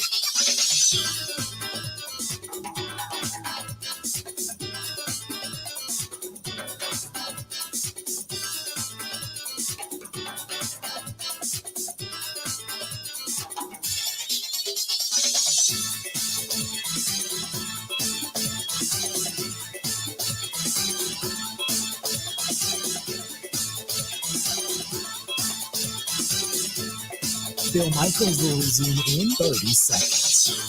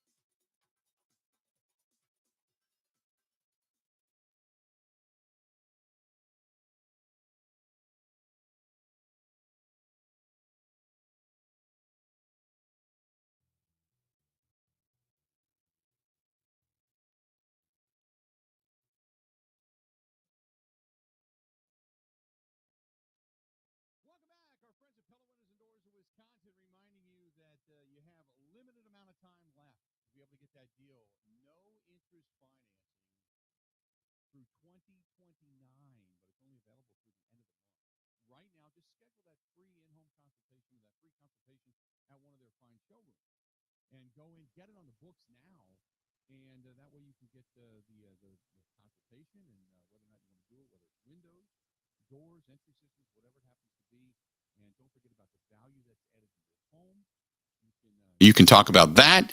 Don't forget about the fact that the windows are just absolutely awesome. They're economical. They're more efficient. They, like I said, the value to your home. They're chosen. They're the number one brand chosen by the majority of homeowners and people building homes and such. So, and those that own apartment buildings and want to add the value to their homes. I mean, it's just, there's no reason not to check out our friends at Pella. But right now, 0% financing till 2029. That's got to be appealing, man. If you've been thinking about windows, thinking about adding value to your home, thinking about the economic factor, and then thinking about maybe beautifying the home, whether it's interior, exterior, roll screen, slider windows, crank windows, you name, they got everything. Check out our friends at Pella. Go to PellaWI.com. That is PellaWI.com, or call them 855 Pella WI. That's 855 Pella WI. Again, 855 Pella WI. Update on the poll question: keep Rodgers or trade Rodgers? I'm a little surprised, I got to admit. 420 votes cast plus and going and growing over on Twitter. 76.2% say trade them. 23.8% say keep them. I'm a little shocked by that, I got to admit. Ben, are you a little surprised by that? Not really. I think a lot of it could be people are tired of the act. I myself am in that boat, though, but that's more of a trying to project forward to the future of the franchise thought. Mm-hmm. But it doesn't really surprise me. I feel like given how the season went and given what next year could look like money-wise and team-wise, roster-wise around him, like a big question is what's going to be different aside from everybody hopefully playing better. Mm-hmm. But then they bring Joe Barry back. I don't think there's a lot of optimism. And I guess the easiest way to institute whatever change would be that trade. Well, I guess that's it. But do you think things are going, and I'll just ask this as a general question to everybody, running everybody back and trading Rodgers, are things different? You know? Are they drastically different? No, I don't think they are. I don't think so either. And I think that's what people are assuming, that it's going to be different. And I don't assume that. Oh, I don't think it would lead to more success next season immediately. But when I look forward to 4 or 5 years from now, I think it could be the catalyst towards success then. Okay. If that makes sense. Yeah, like I said, I'm in the camp of keep them. There's legacy writing on this for the next year or two. I know Mark Murphy wants a championship. Rodgers wants a championship. They want to end this thing in Green Bay on that high note. And I don't think I think they'll do anything and everything they can to get it, short of completely mortgaging the franchise. And that's what you have to look forward to. Now, if you're hanging on to this because you're afraid of losing Jordan Love, well, I don't know what to tell you. That's irrelevant right now because you really nobody knows. The Packers know, but you don't know. You don't know what you got in Jordan Love. You know, you just don't. So I think it's Andrew says it's Jordan Love's era. It's time for him to shine. And then he says, we've seen what he can do. What the hell have you seen, Andrew? You saw 2 series against Philadelphia. If you want to package all that together, okay. We saw him play against Detroit in the second half of the end of the season last year. Nothing to write home about. We saw him play an entire game against Kansas City. Nothing to write home about. We saw him come in for 2 series against Philadelphia. Looked okay. Looked pretty good. Opened a few eyes maybe. So in basically a game in 3 quarters, you saw 2 drives that were worth something and the rest of that worth nothing. And you say, we know what we've seen. I pray to God you're never a scout for the Green Bay Packers. 877-867-1670. Hit us up. Give me the other side of it, Ben. Give me the other side of what you would state. So I guess where I am is it's not that I think we have seen enough from Love nor know what he's going to be. But in this era moving forward, I think the worst situation the Packers could find themselves in is a year to 2 years down the road. Not only do they not win anything if the roster's too flawed or Rodgers continues to regress, but they also don't know what they have in Love and are forced to move on, and also don't know what they have in LaFleur and whether he's actually or could be the guy to lead them to a Super Bowl. So the only way to learn both about the quarterback you have for no money, I will add, with Love, and then also the head coach would be to trade Rodgers, go ahead, try to get a first for him, go into next year with, an okay roster, not a great one, but not a terrible one. See how that works. And you're going to learn a lot about whether Love could be the future, whether LaFleur's the future, and that educates what you can do going forward. Because otherwise you're just kind of stuck. Right. Because then at the end of the Rodgers era, what are you going to do? Because Love will be gone. You have to draft a quarterback, which is a crapshoot. Probably won't have much actual draft resources. And then you're just entering the crapshoot over and over again. The luxury they have right now is they already have another guy on the roster. Kind of like the Eagles had with Jalen Hurts in a way. Right. Where they could at least give that a trial run, see what the future could look like. And then either it worked or it didn't. And then you try to build teams around whatever that young guy is. I agree. I'm like, I think before I see the Packers back, Rodgers is coming back, and I think they're going to do everything they can to wise make this thing right. That's just my opinion. 877-867-1670. We're late for a break. Let's do this. Let's get back on track. We'll take a quick one here. We'll step back. Got a lot of people that want to chime in, people on hold, people over on the Bud Light live stream that want their voice heard, emails coming in, all that kind of good stuff. And we're just simply talking about it because we were challenged to put it out there, so I'm putting it out there. This is not what we had planned today on the show. I want you to know this. So for people going, oh my God, no. This was what was asked of us. So here we go. So enjoy the day. Stay tuned. We got more of the Bill Michaels Show next. Ready? This is the Bill Michaels Show on the Wisconsin Sports Zone Radio Network.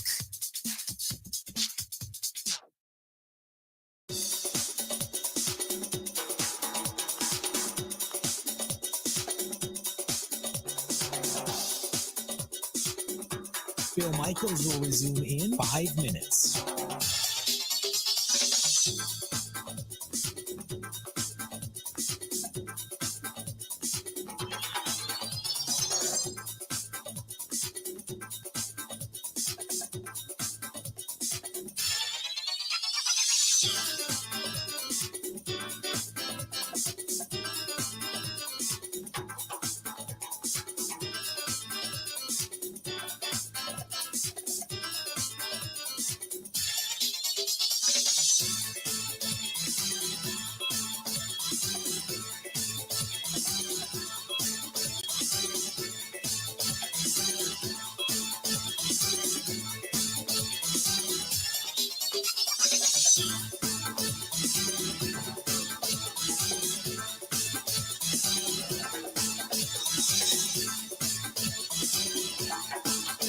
Bill Michaels will resume in 4 minutes.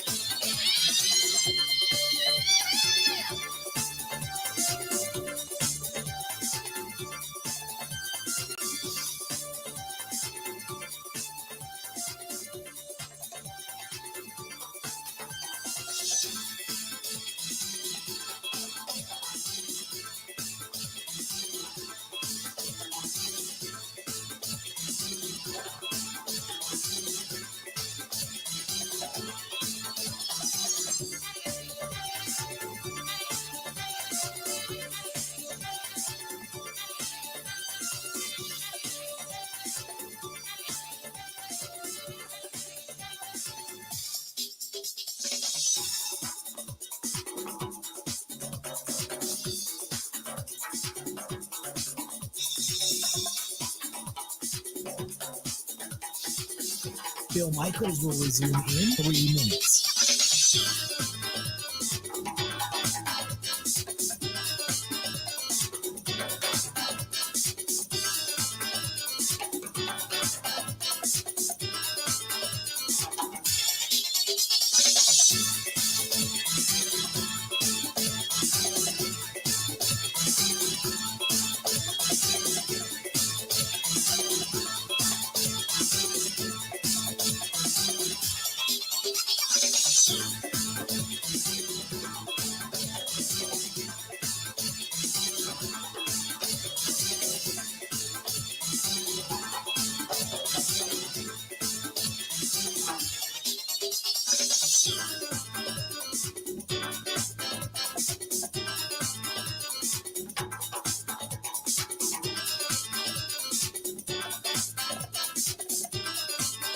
Bill Michaels will resume in 2 minutes.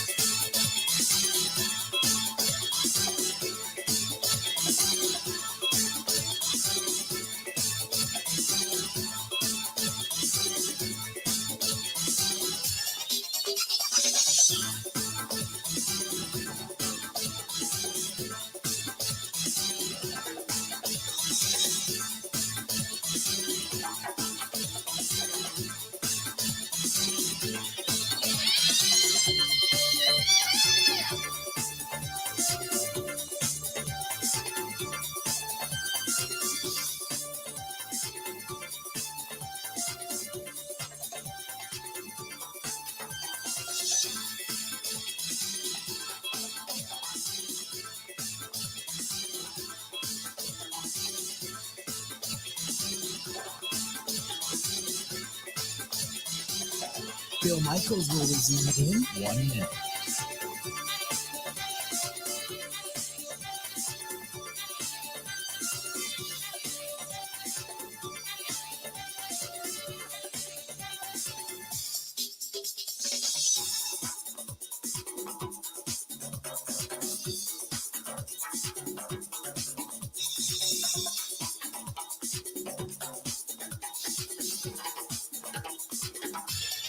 Bill Michaels will resume in 30 seconds. Damn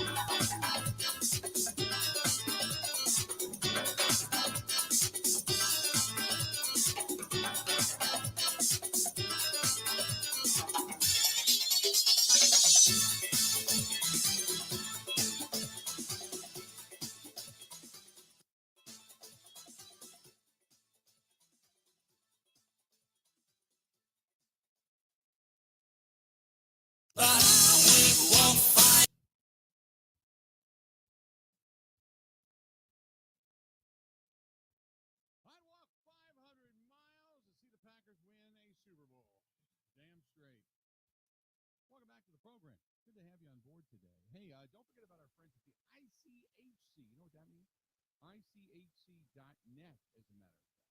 ICHC.net. And that is the Irish Cultural and Heritage Center. Now, they've got some acts coming in. They've got Shane Hennessy coming in. If you're into the Irish music, man, really good stuff. They've got a lot of good performances coming up. That's going to be on Saturday, February 11th.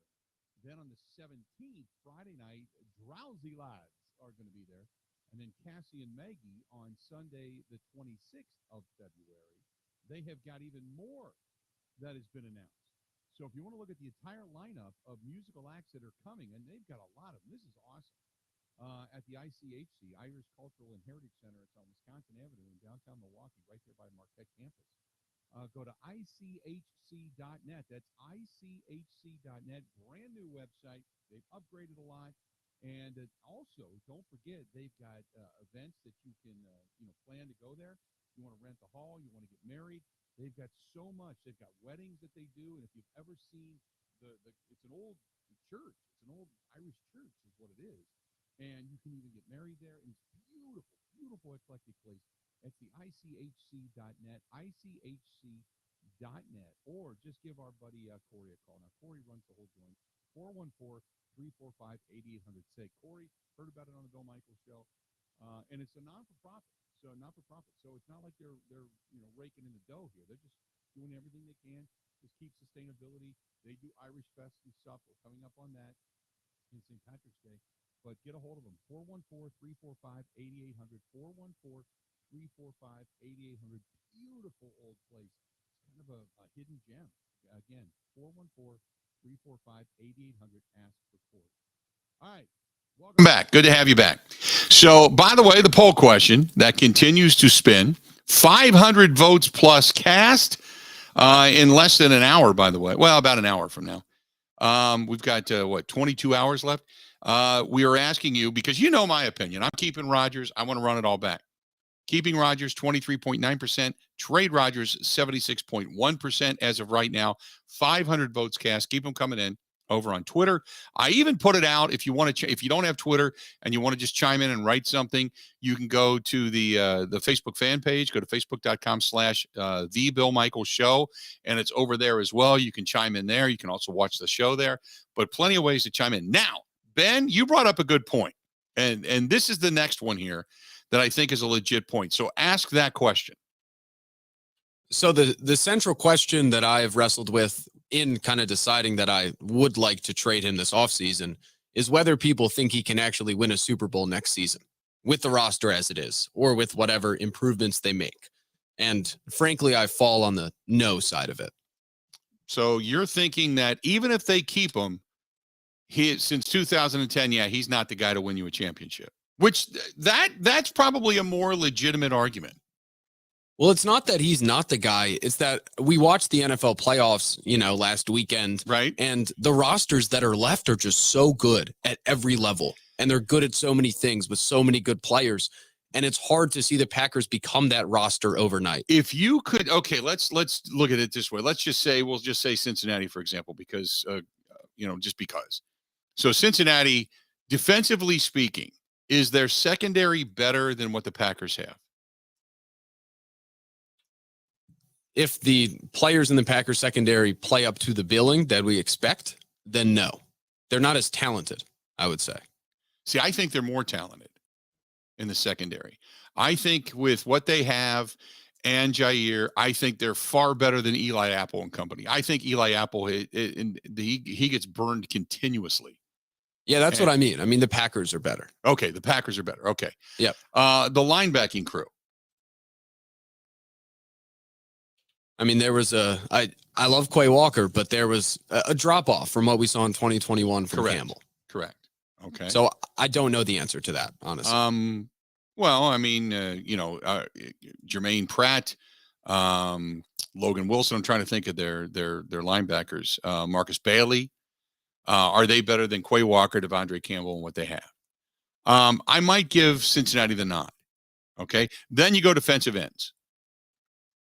And what Preston Smith, and now you'd have to go with Quay Walker coming back, or not Quay Walker, but Rashawn Gary coming back off of injury, but it's going to take him a little while. But the Trey Hendrickson and what they have at the D ends and the outside backers and such. Sam Hubbard at left defensive end. Sam Hubbard's a beast. DJ Reader's really solid, but I would take Kenny Clark over him. BJ Hill is good. He's not great, but they picked him up in that from the Giants. I think he is maybe a little bit better than Jerron Reed. I think the weak link is Dean Lowry, but Devontae Wyatt, how much will he progress?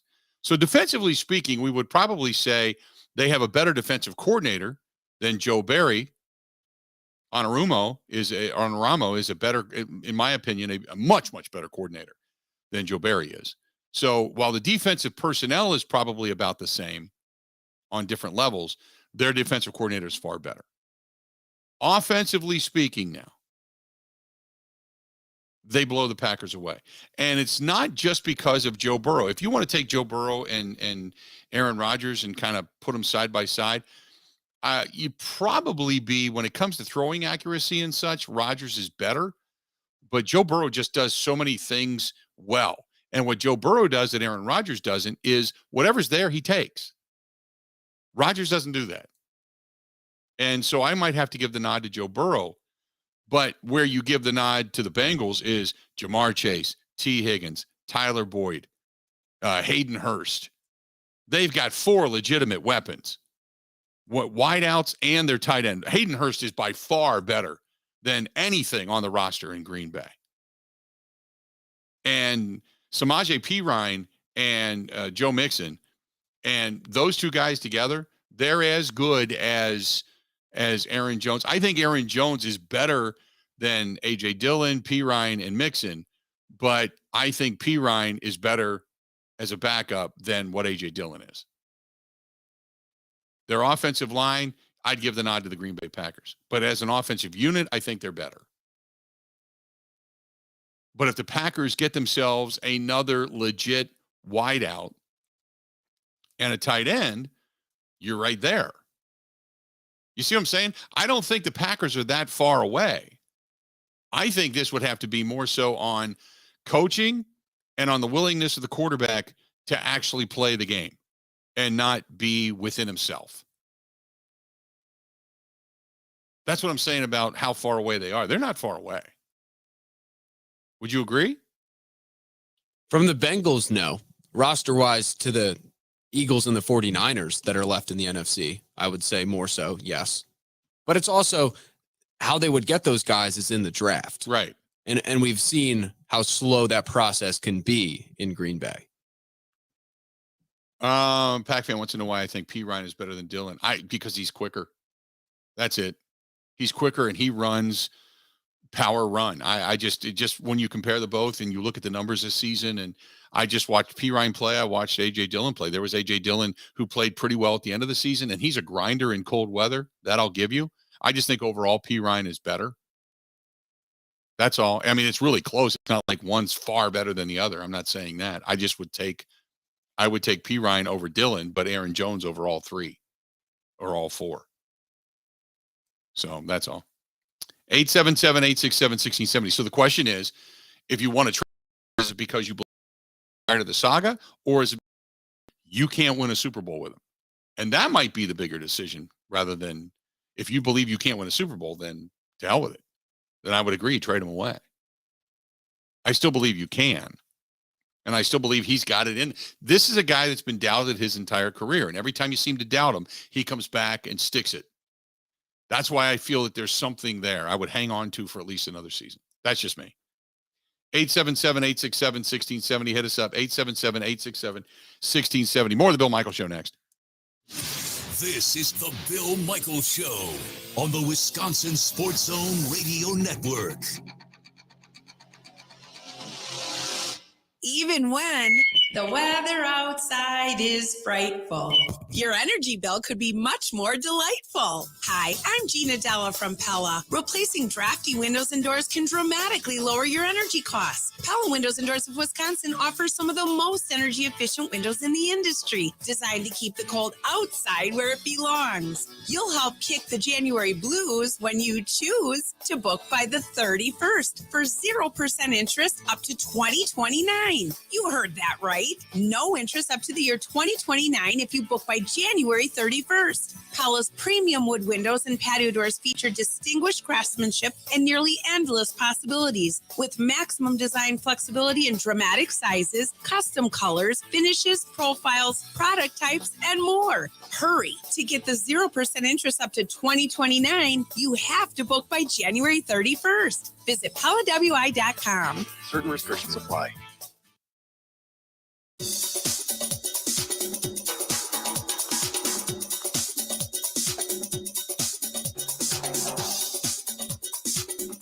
Bill Michaels will resume in 3 minutes.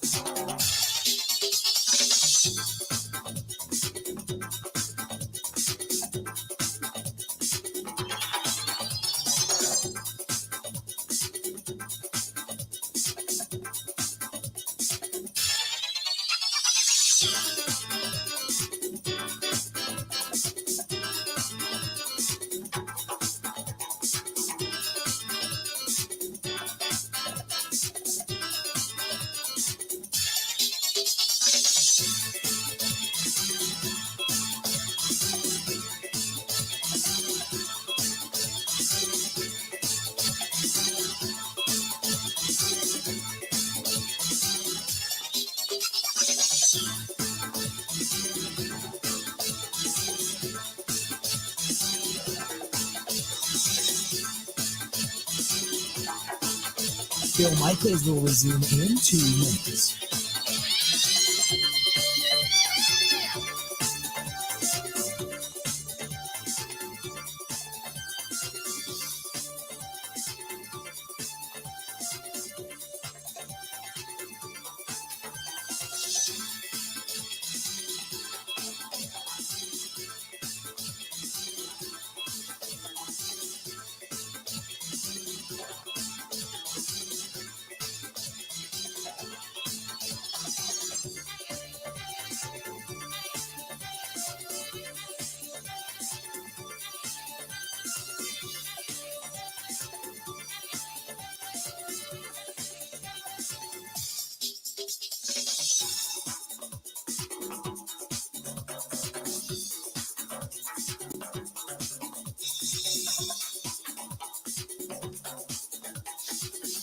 Bill Michaels will resume in 1 minute.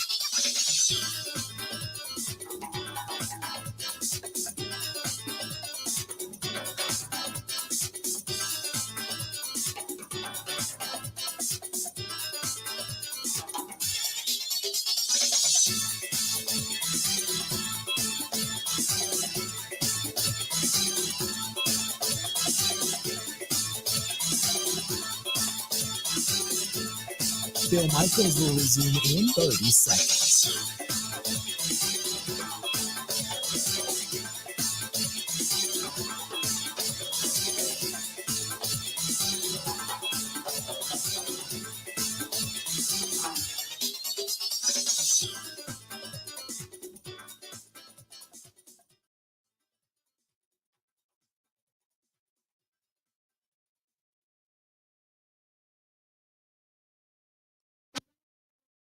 Now, here's Mike Clemens. The NFL Conference Championships are coming up this Sunday. The Chiefs will host the Bengals for the AFC title. The day gets started as the Philadelphia Eagles go up against the San Francisco 49ers at 2 o'clock. Philadelphia rolled over the New York Giants 38-7. Quarterback Daniel Jones on the loss.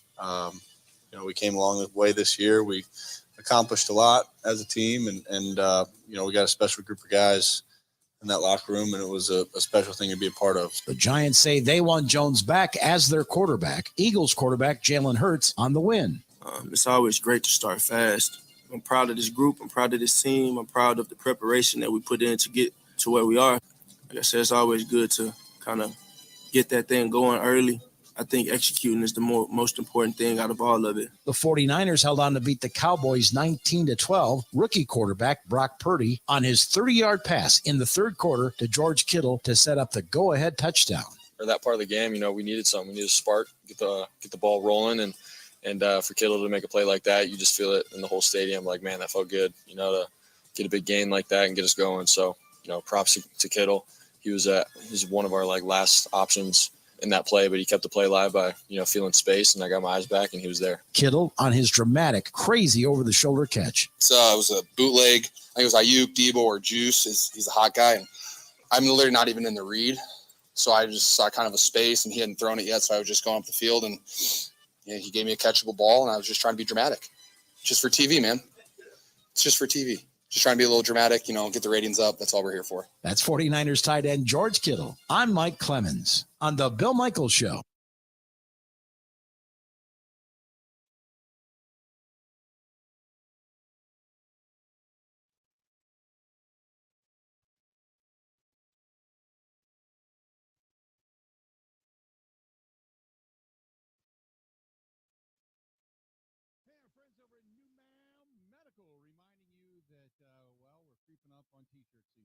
Oh, I get it. It doesn't seem possible, but we're only a few months away from where warmer weather will start seeping into our area. I know it does it slowly but surely. But you got a little bit of time here. If you want to take off 10, you want to take off 15, you want to take off 20, you want to take off more, our friends at New Mel Medical, they can help you. 414-455-4451. You download the app. They've got a whole thing, this kit of the ability to lose weight. They say it comes off. I mean, it just melts off. You can track it on your phone and do everything that the app wants you to do. And boom, right then and there, all of a sudden it's a brand new you. T-shirts fit better. You're not, with under boob sweat and all that stuff, guys. Go ahead and give our guys a call over at New Mel Medical. 414. It doesn't matter where you are in the U.S., by the way. 414-455-4451, and they can direct you to the location nearest you. 414-455-4451. 414-455-4451. Or ED. We all know ED is something nobody wants to deal with. They have a 98% success rate. Also, when it comes to low T, if you're just looking for the energy to get up and start working out and moving or whatever it is, again, they can help you out with that as well. If you're over the age of 40, it takes you maybe 10, 15 minutes. Stop in, check it out. They can get your numbers almost right away and give you a call and say, hey, this is what we got to do. Come on back and we'll set up the whole plan. It's that simple. It's that easy. All you got to do is call 414-455-4451. 414-455-4451. Let's get to the phone call. Sam listening to us in Menominee. Sam, how you doing today, man? What's going on? Hey, Bill. I just want to chime in. I still think the Pack got the roster to get it done. It all depends on, I think, the continuity of the O-line. We're getting Jenkins back and Bakhtiari back. I mean, these are two of the best guys at their position in the entire game. So, and then if Watson can take the step to be a Pro Bowl receiver, I really think we have a good shot, and we can line up with other rosters, across the NFC. Gary, Wyatt, those guys can take a step. Quay Walker, if he can get his mentals right, I think we got a shot, Bill. I think Quay Walker is going to be fine. I think he's going to take a step forward this year. I really like what I saw to Devontae Wyatt down the stretch as well when he had to play because Dean Lowry went down. So I like all of that. I appreciate the phone call. I agree with you. I think that they have the ability to run it back. I think the two biggest obstacles, I think, to running it back, just my opinion, are one, coaching. I believe game plan offensively and defensively. Number one is coaching. Number two is obviously Aaron Rodgers and the ability to work within himself. And obviously the guys of the progression of the offense and the youth that becomes of age. Maybe they age a little bit quicker than most, but that's okay. The quicker those guys get up to speed, the better off you're going to be. But I believe Rodgers playing within himself. You can take a lot from watching Joe Burrow. Joe Burrow is the new, they say he's kind of the combination of Brady and Montana because he just does enough. And he's calm, cool, and collected about it. He just does enough. And I think in that sense of taking what the defense gives you, the Packers can do a lot of damage. Let's go to listen to Brian. Brian, welcome to the program, man. What's going on? Hey, Bill, how's it doing? Good. What you thinking? So I'll just start by saying his whole time there, I've been a huge Rodgers fan when they picked him up and everything. Last year was probably the first year that I ever really questioned, when he took the massive amount of money and really made it difficult for them to acquire other players, so that he could win a Super Bowl and so forth. Mm-hmm. But what I got to say at this point is, I went to Africa last year and shot a zebra. And the one thing I know about a zebra is its stripes are its stripes. And Aaron is what he is right now. He likes deep shots. If he had great receivers like Cincinnati, he could probably play the way he's playing right now and still be successful, I think, at a high level. But he doesn't have guys that can just make those plays. And if you want a quarterback who's going to follow the system of the coach, you need somebody different. That's all I can say. We might make the playoffs next year. We might win 10 games, but his style of play as it currently is at his age, his mindset, whatever it is just not flexible enough, I don't think, to achieve what you need to week in and week out, depending on who you're playing, how you might have to morph your offense. That's what I see. Okay. No, that's fair enough. I appreciate the phone call, and thanks for listening. This goes along with what Windy, W-I-N-D-Y, Windy says, is that it's not whether or not the organization is giving everything to Rodgers. Is Rodgers now giving everything to the organization? If he's not, then you absolutely positively have to move on, because if you don't have a committed quarterback, you don't have a committed team. And if you don't have a committed team, you're not going to win a Super Bowl. That's from Windy. That's a very good point. It goes back to what Brian was saying. Was, if he has certain weapons to do his thing, then absolutely. And that's one of the reasons I say you got to find yourself a veteran wideout. I think Watson will develop, but then again, he's got to be healthy. But good stuff. Hey, let's do this. We're going to step away. Brad Spielberger, Pro Football Focus, going to join us coming up. We're going to talk with him a little bit about the cap, a little bit about the matchups coming up this weekend, the ramifications from Mr. Rodgers, all that kind of good stuff. And then we'll get back in it. And the poll question on Twitter up and running. Would you trade him or keep him? Same thing over on the Facebook fan page. Hit us up. A lot more. 2 hours down. 2 hours yet to go. More of the Bill Michaels Show next.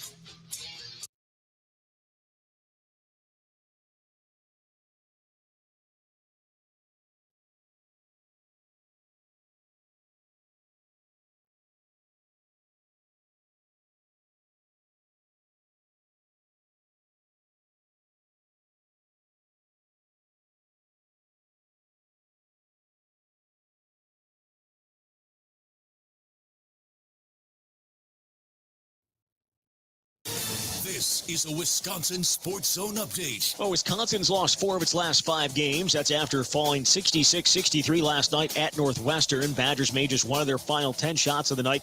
Shot just 56% from the free throw line. Coach Greg Gard knows plenty goes into a win or a loss, but acknowledged the offensive issues cost them. We drove the ball better in the second half than we did in the first half. I thought we way over dribbled the first half. Really bad offense. Second half, I thought we were more efficient with the dribble. So you got to knock down the open shots that your offense gets you, and then you got to make free throws. Jordan Davis returned to the starting lineup with Max Klesmit sideline. Had a career-high 15 points for the Badgers. I thought he played well, for the most part. I thought he forced a couple shots early in the first half. I know he hit a couple and had a couple of heat checks where we didn't need to settle. But I thought, he had a tough assignment with Audige and for the most part did a pretty decent job on him. The game was originally scheduled to be played Saturday, but Northwestern's COVID issues forced it to be postponed. It left Wisconsin to play 3 games in 6 days as they went straight from Evanston to Maryland. Will face the Terrapins tomorrow. Turning the Bucks, they got 2 of their stars back and hammered Detroit 150-130 last night. Giannis Antetokounmpo returned after missing 5 games, scored 20 points in the first quarter. Chris Middleton, back for the first time since the middle of December, had 8 points, 4 assists. Milwaukee will host Denver tomorrow.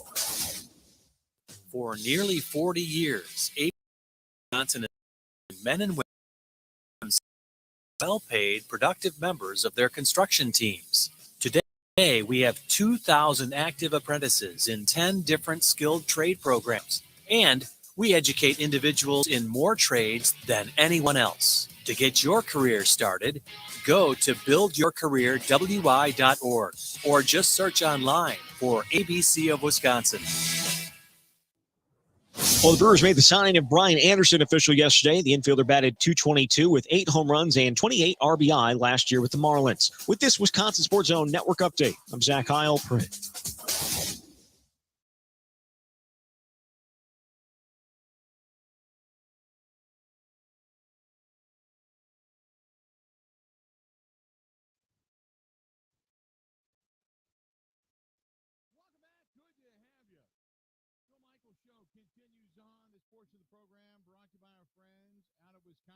Davidson, go to wishd.com. That's wishd.com. Riding season going to be here sooner than you think.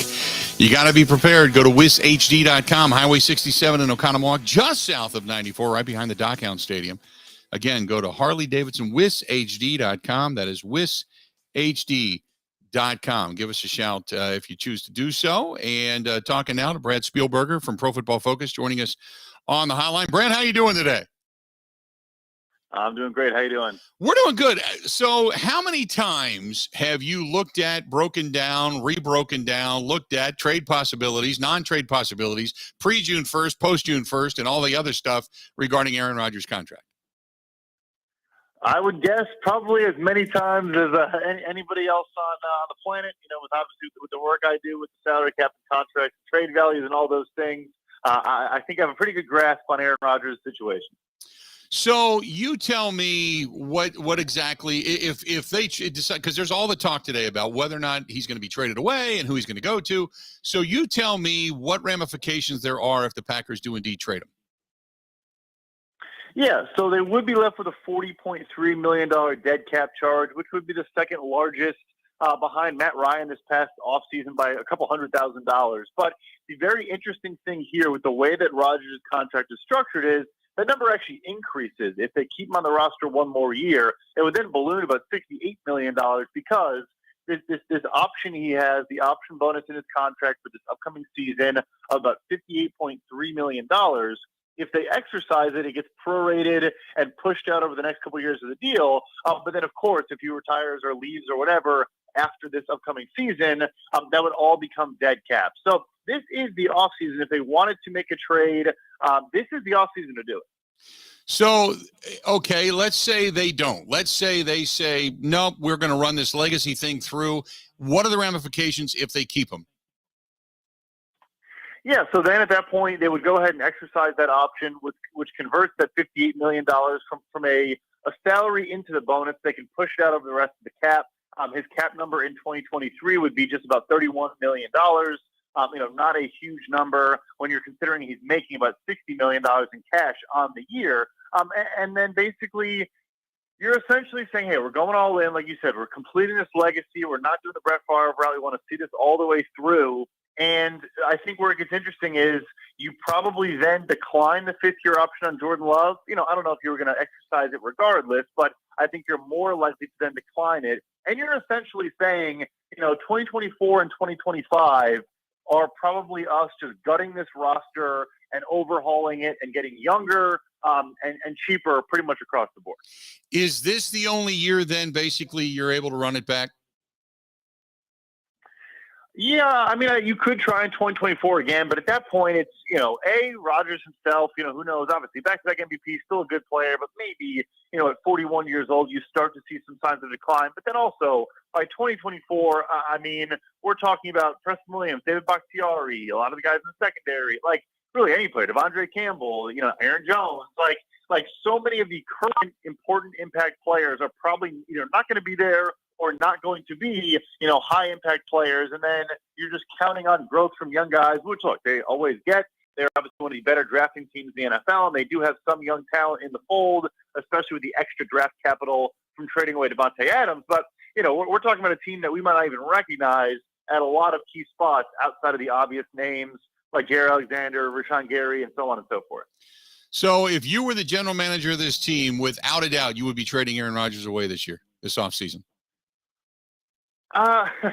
It's a tough question. I think I would very strongly consider it. I think the thing here that's interesting to me is where the value on this trade is actually going to come in and whether that is the impediment that stops this from happening. Because, everyone's going to mention the Russell Wilson trade or any other number of quarterback trades in recent years. But the thing is, no one made a trade for a 39-year-old, going to be 40-year-old that is owed $60 million next year and might walk away after that, right? Like you might be trading for a one-year, $60 million contract. And as bad as Russell Wilson was, at least with him, it's, hey, this is a 3 to 5 year endeavor. Worst case scenario, it's a 3-year endeavor. It looks like we're maybe in a worst case scenario, but that's the tough part for me is we're seeing now they want 2 firsts and all those things. And look, I projected the trade at 2 firsts as well when I put that out there a couple months ago. But it's going to be scary for some teams if they have to deal with this year-to-year commitment thing where Rodgers flirts with retirement. That's a scary proposition if you're going to give up this much capital to go get him and not know anything beyond 2023. See, that's what I've been saying is that why in the world, if I'm a team, am I giving up 2 1s or 2 1s and a 2 and current play? Why am I doing that for a guy that's not even sure if he's coming back this season? You know what I mean? And then because his argument has been forever that he's got to get on the same page with people. So you're looking for him to come in and make an impact right now, as opposed to, well, I got to get on the same page. I need to trust these guys. I need to do this. Well, it's like, are you kidding me? Why would I do that? Why would I give up that much? No, it's a very good point. About the chemistry and developing, the trust and all those things. You're right. He kind of says those things, in a way to help get his friends on the roster and stuff like that. But if you're in another team, again, it's kind of a red flag. Okay, so are you saying that the first year in the system maybe isn't going to go that well? And all I'm guaranteed of is the first year in the system, like we're talking about, and anything beyond that is really up to his decision. So I think that is where, for me, maybe the market is not going to be as robust as people think. The name we're of course hearing over and over again right now is the New York Jets, and I do think they're the perfect mark, so to speak, because they've just flunked twice on the early draft pick route. They're probably so inclined to go the veteran route, give their fans something to cheer for, and they have a good young team everywhere else that I think you drop Rodgers on this roster, and they should be a playoff team right away. But it's still, it still is. It carries a lot of downside risk, no question.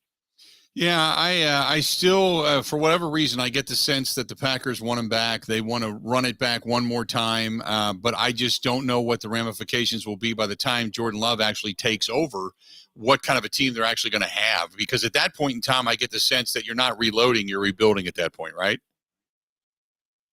Yeah, no, it definitely, when you're not paying that quarterback top dollar, you still do have to, make some decisions and figure some things out. But because of their approach specifically, where you're always making, 8+ draft picks a year, you have all those surplus value guys that are going to play on those rookie deals and give you important snaps. We already saw it this year.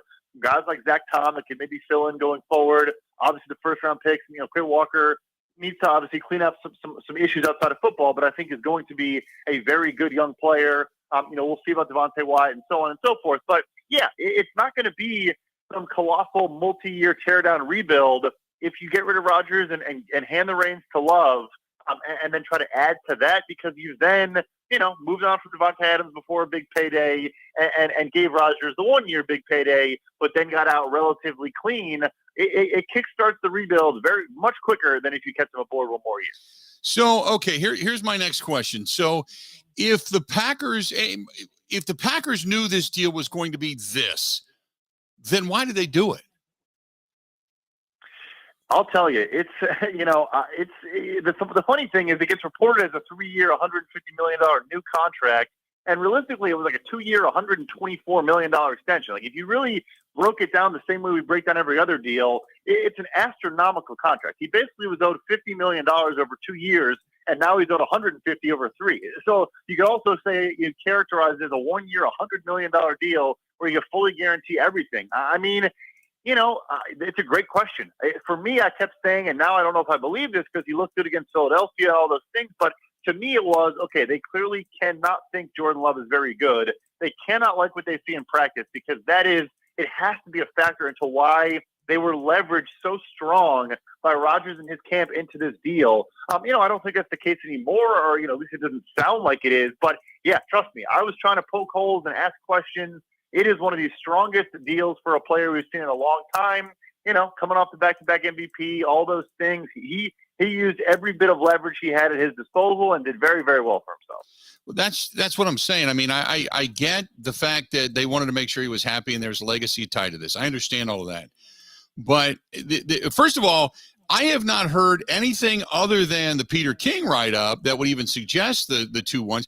It doesn't sound like the Packers are talking, so to speak, like they're saying, hey, we're actively shopping him. It just sounds like a lot of speculation on a lot of people's parts at this point, right? It does, although I did see there was a report, Adam Schefter saying that they're going to be open to moving him. They would prefer an AFC team over an NFC team. Like, I think we're hearing just a little bit of rumbling, of, hey, it's possible. But again, as you know all too well, it could be nothing. It could be people just searching for off-season storylines.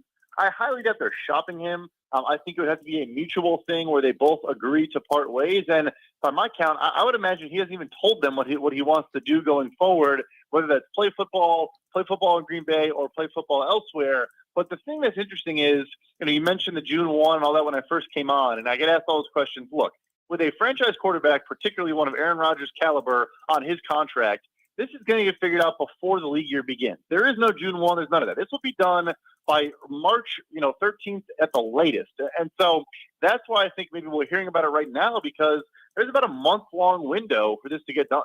So, but the ramifications are, if you trade him prior to June 1st, there's a whole lot of money that's owed. So yes, so you did the $40 million dead cap, like I mentioned. But no team is going to wait until June 2nd to have their quarterback, on their roster. You need to know what you're going to do in free agency, in the draft, how you're going to allocate your resources, how you're going to, budget your cap. It's just not a reality. I got asked that last year with Matt Ryan as well. Oh, but if they wait till June 2nd, then they can do yada yada yada. Yeah, no team is going to wait to trade for Aaron Rodgers until June 2nd. If he's getting traded, it will be before March 13th or on March 13th. That's the other question, because if you do it prior to that, then you have that huge salary hit, and you may get something back. You may get it in one. I mean, who knows? But but you're also starting the salary year, the business year, $40 million less when everybody else is at like $225 million. You're at $185 million. You all of a sudden have to start doing some backtracking.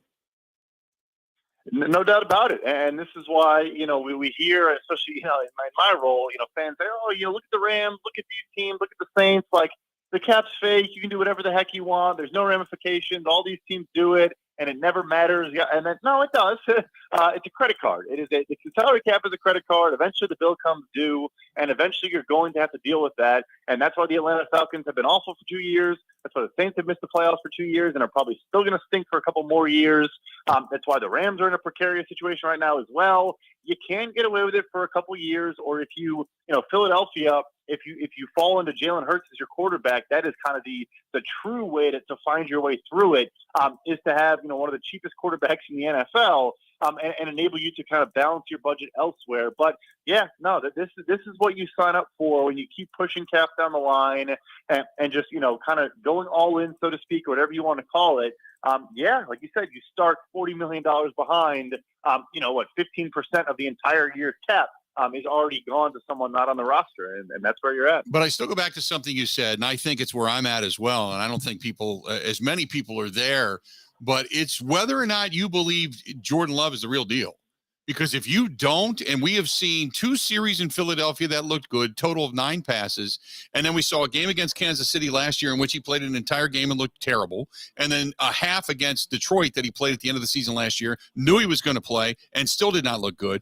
If you believe Jordan Love's the real deal, then you can go ahead and make this deal. But if you have any questions and you don't think he's the real deal, and you've invested all this time in him, you're not even ready to make a decision on him yet, I just can't see the Packers going, oh, yeah, we'll get rid of Aaron Rodgers and take our last legitimate shot at winning a championship for the next year, throw it away. We'll throw the cap to the wind. The next 2-3 years with Jordan Love are going to be terrible anyway, and we're going back into anonymity. I can't imagine they're going to do that. Right. And that's where I came back to, is like, I'm not trying to make assumptions or, know what's going on in practice or in training camp or whatever, but that's just where your mind has to wander to based on how they've played this, the last couple off seasons. So in a way, you also, if they do pull the trigger, could say, okay, you know what? Maybe Love took that leap in the third year and started to look really good, and the game's slowing down for him. He's, identifying better, and he has the playbook, the defenses, and all these things.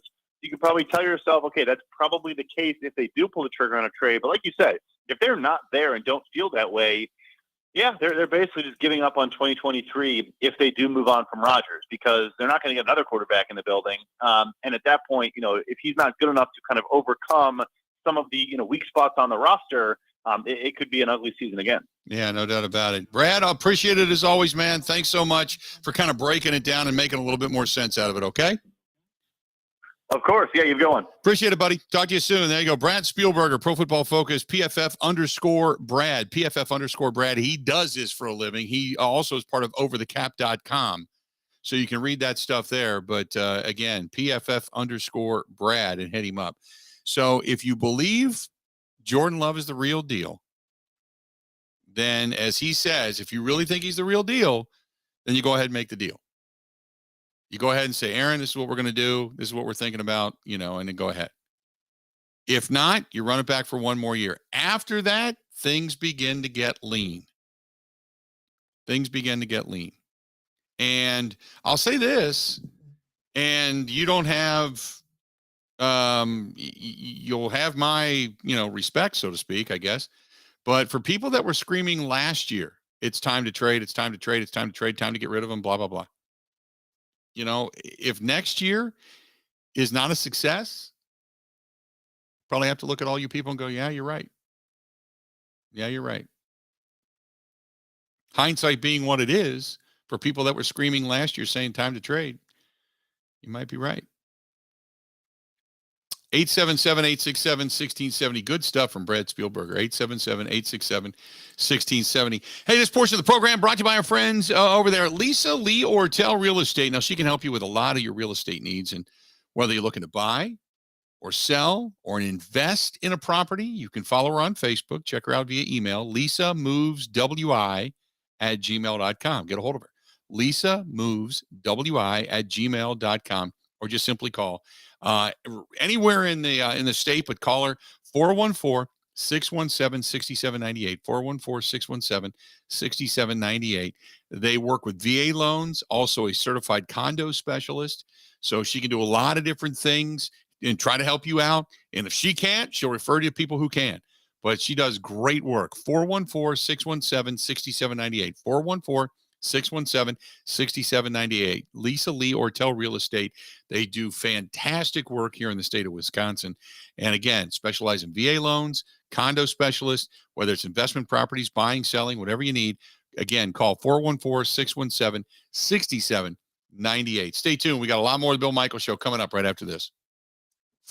Covering Wisconsin sports like a blanket. This is the Bill Michaels Show on the Wisconsin Sports Zone Radio Network. Even when the weather outside is frightful, your energy bill could be much more delightful. Hi, I'm Gina Della from Pella. Replacing drafty windows and doors can dramatically lower your energy costs. Pella Windows and Doors of Wisconsin offers some of the most energy efficient windows in the industry, designed to keep the cold outside where it belongs. You'll help kick the January blues when you choose to book by the 31st for 0% interest up to 2029. You heard that right. No interest up to the year 2029 if you book by January 31st. Pella's premium wood windows and patio doors feature distinguished craftsmanship and nearly endless possibilities, with maximum design flexibility in dramatic sizes, custom colors, finishes, profiles, product types, and more. Hurry. To get the 0% interest up to 2029, you have to book by January 31st. Visit PellaWI.com.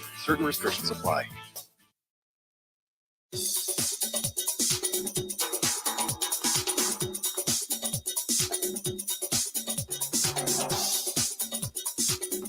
Bill Michaels will resume in 3 minutes.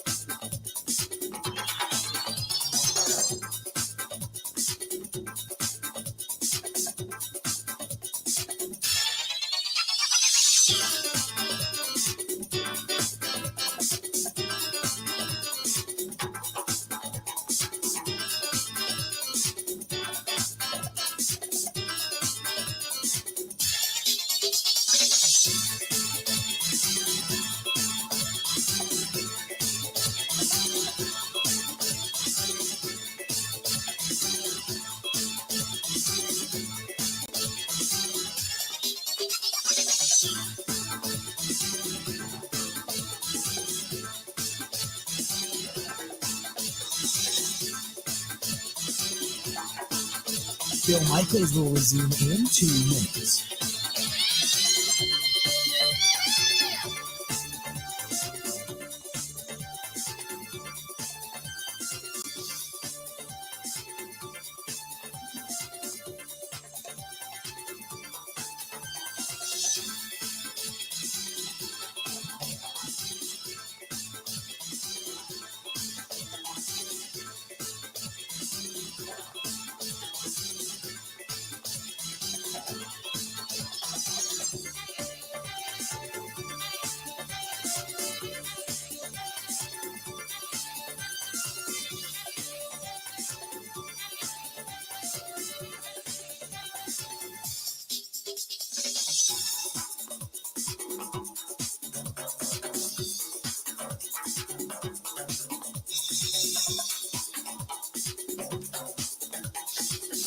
Bill Michaels will resume in 1 minute.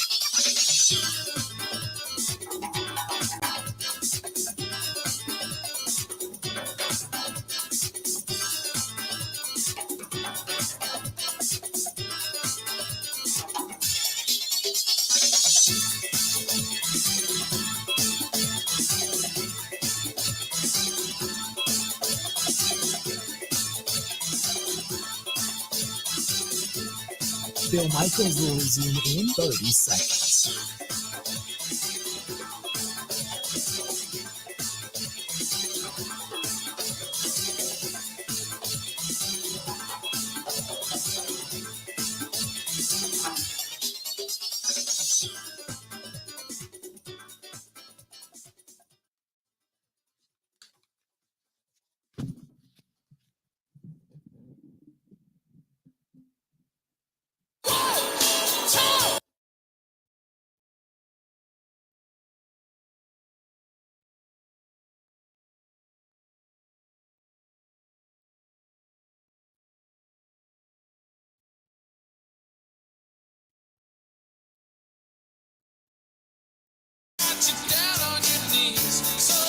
Don't forget, coming up tomorrow night, really looking forward to it. We're going to be at the New Berlin Ale House. And tomorrow night, the Bill Michaels Huddle brought to you by our friends at Bud Light, 6 to 8 tomorrow night. Don't forget about it. Don't forget on Friday, if you're out in the Grafton area, coming up on Friday, we're going to do a lunch party. Obviously, the show is on, out live during lunch. So come on out. Doors open up at 11. And we're on the air until 2 o'clock out there. We're going to be hanging out. We're going on the air at 10, but we're going to be out there at 11. The doors open up at 11. And come on by and get registered for the big screen TV we're giving away. Our friends at Bud Light giving a bunch of different tchotchke stuff away. So should be a lot of fun coming up. This coming Friday in Grafton, the show is going to be live. And we're going to be hanging out there from 11 to 2. And don't forget, Wednesday night, we're going to New Berlin Ale House. Fox's a week from Wednesday, Fox's Pub for the last Bill Michaels Huddle of the season. And then a week from Friday, we're going to be at Stoley's Hog Alley, the newly renovated Stoley's Hog Alley coming up out there as well. So 4 shows live coming up in the next 2 weeks. And then after that, off to Arizona we go. We're going to be out there for an entire week of live broadcasts from Super Bowl and Radio Row. Really looking forward to it. All brought to you by our friends at Bud Light. All brought to you by our friends at Bud Light. So what did you get out of that conversation? What did you get out of that conversation? I think this might be what I've been saying for a while now, and Joe hits me up over on Twitter and says it. He said, look, the bottom line is this. If Rodgers is all in, training camp, OTAs, working with the young guys, I'm keeping him. If he's not, I'm trading him away. That's exactly what I said. I said, you're going to give him time. You're going to give him time. And then you're going to fly out to wherever he's at. You're going to say, hey, what you thinking? And say, look, there's a boatload of money on the line here. There's legacy on the line here. There's a lot of decisions to be made here. This is what we want. This is what we want. We want to know what's happening in your head. What are you thinking? And if he says, I don't know, well, I'd like to see Cobb come back and Cobb can work with the young guys and this and that, and say, look, for the investment we have, for what we've done together, you're coming towards the end of your career, whenever that may be, this year, next year, 3 years, 4 years down the road. But we all know the end is coming, right? We see that light now down the track. We want to make this the most. But if we're going to go all in, you got to go all in. And if he says, well, I want to go do this and I want to go do that, and then I'll come into camp and say, Aaron, you made my decision. Thanks. Appreciate it. And you trade him away. I would 100% agree with that. 100%. But there is a lot of churning speculation as to what he's going to do. By the way, hit us up over on Twitter, and it is staying pretty trendy. We still have 22 hours left of this. But if you find me on Twitter at Bill_Michaels, and retweet it out, okay? So your friends get in on this too. At Bill_Michaels, 824 votes cast. You either want to keep Rodgers or trade Rodgers right now. Just take money and everything else out of it. Keep Rodgers or trade Rodgers. What would you do? 76% of you, surprisingly to me, say trade him. 24% say keep him. That's a large number. And you know me, so if somebody looks at this and says, hey, Bill Michaels is trying to get rid of Aaron Rodgers, no, I've been on the side of keeping him. You obviously don't listen to the program.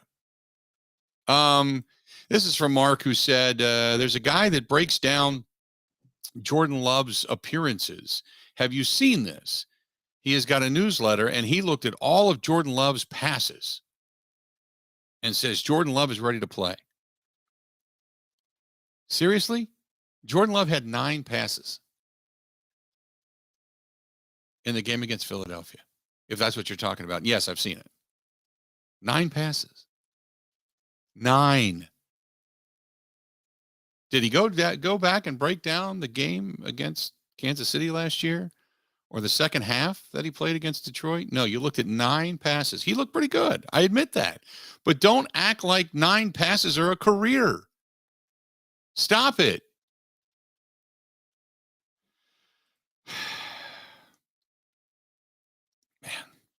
Isn't this great? Yeah, it's just. Can't you just not wait for Brewers baseball? Yeah, actually I can. I'm looking for, you know what I'm looking forward to? Over the next month, I am looking forward to our Super Bowl broadcasts.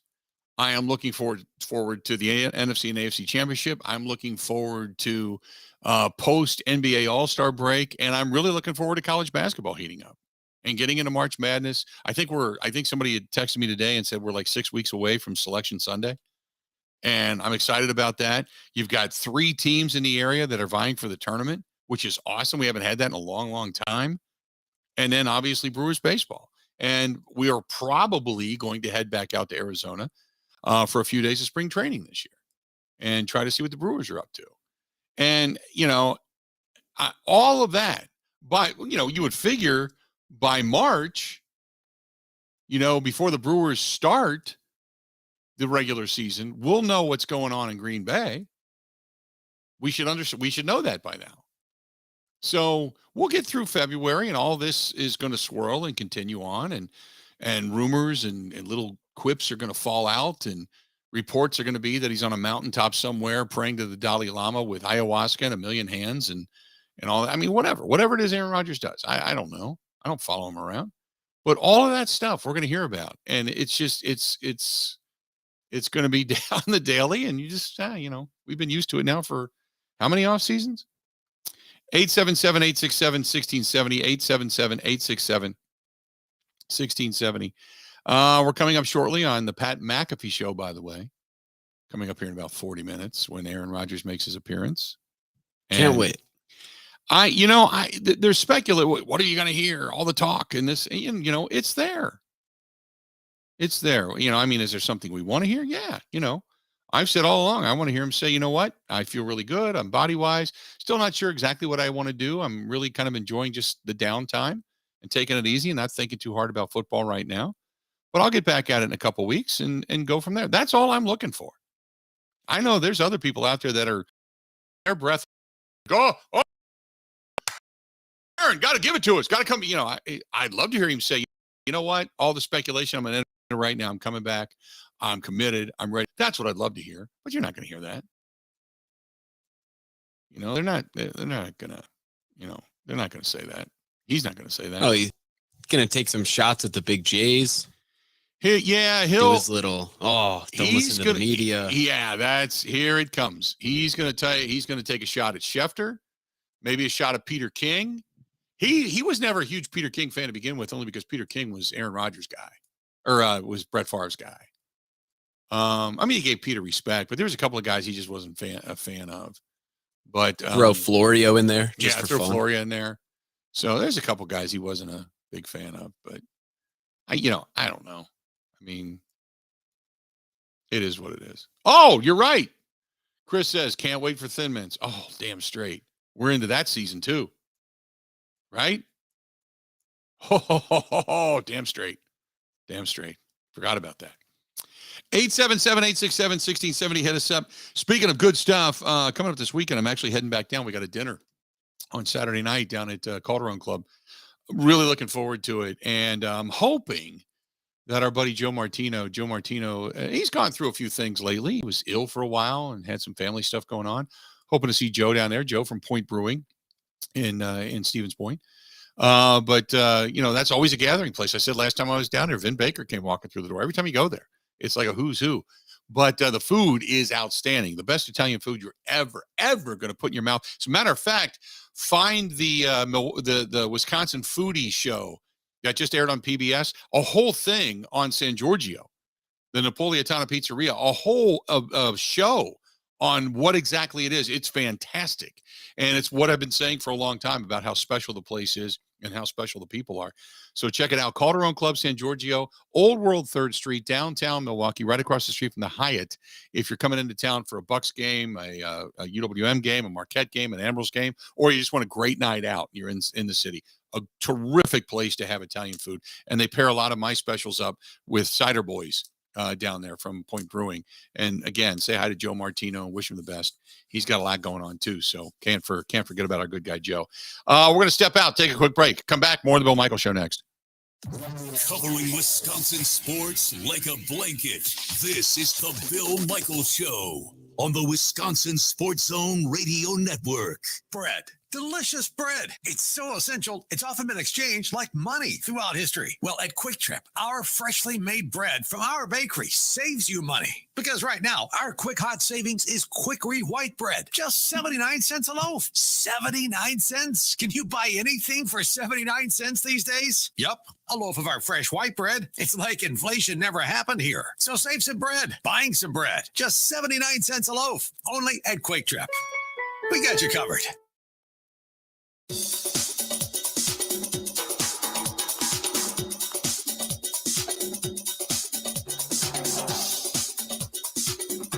Bill Michaels will resume in 5 minutes.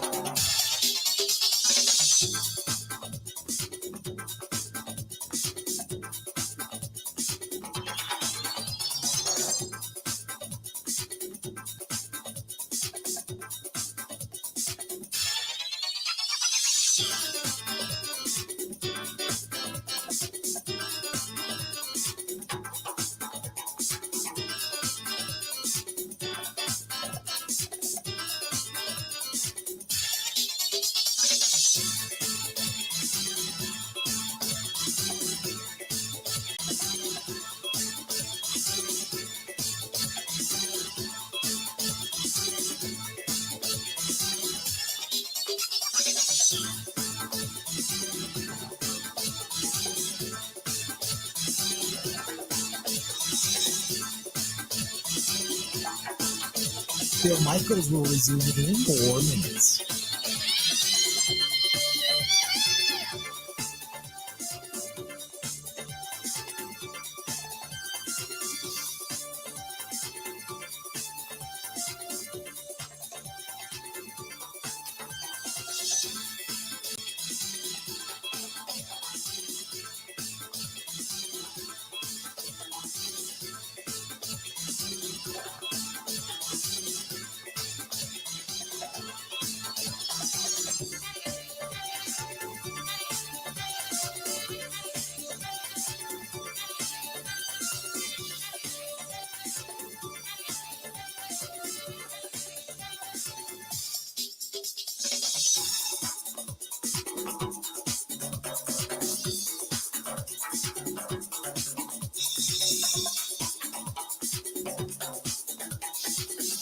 Bill Michaels will resume in 3 minutes.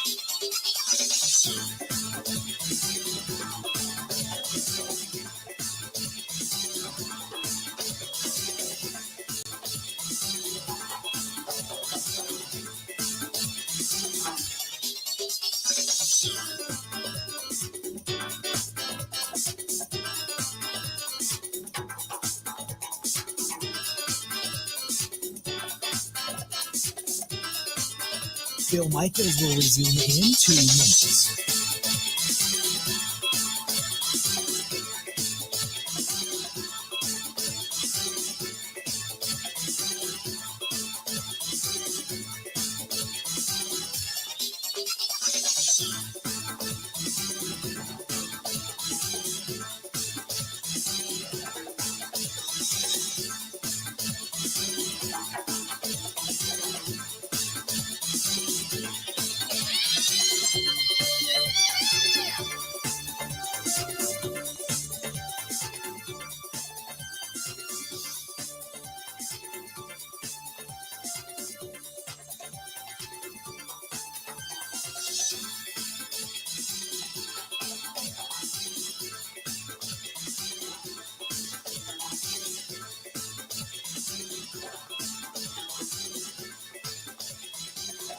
Bill Michaels will resume in 1 minute.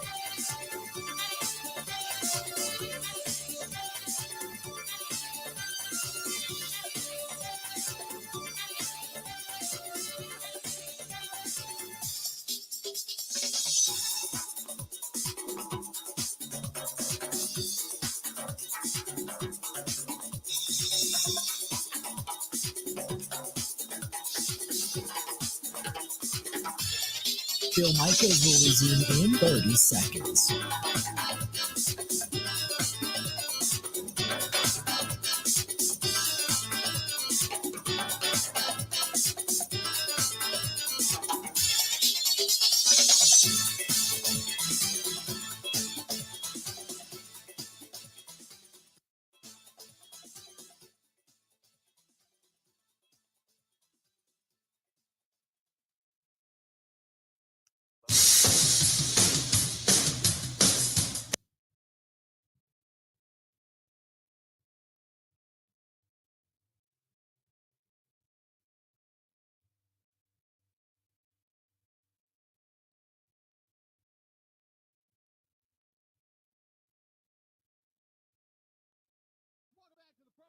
Good to have you, the Bill Michaels Show. We continue on. It's been a hell of a day today.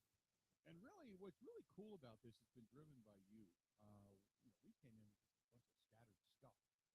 And then you guys and girls have taken it over. And the question from our buddy up in Door County, I think it was Door County. I think I'm making a mistake there. But basically saying, hey, look, we find out if people really want Rodgers back to the game. Yes or no? Give us a chance. So that's what I did. I threw it out there, and it's kind of gone wild.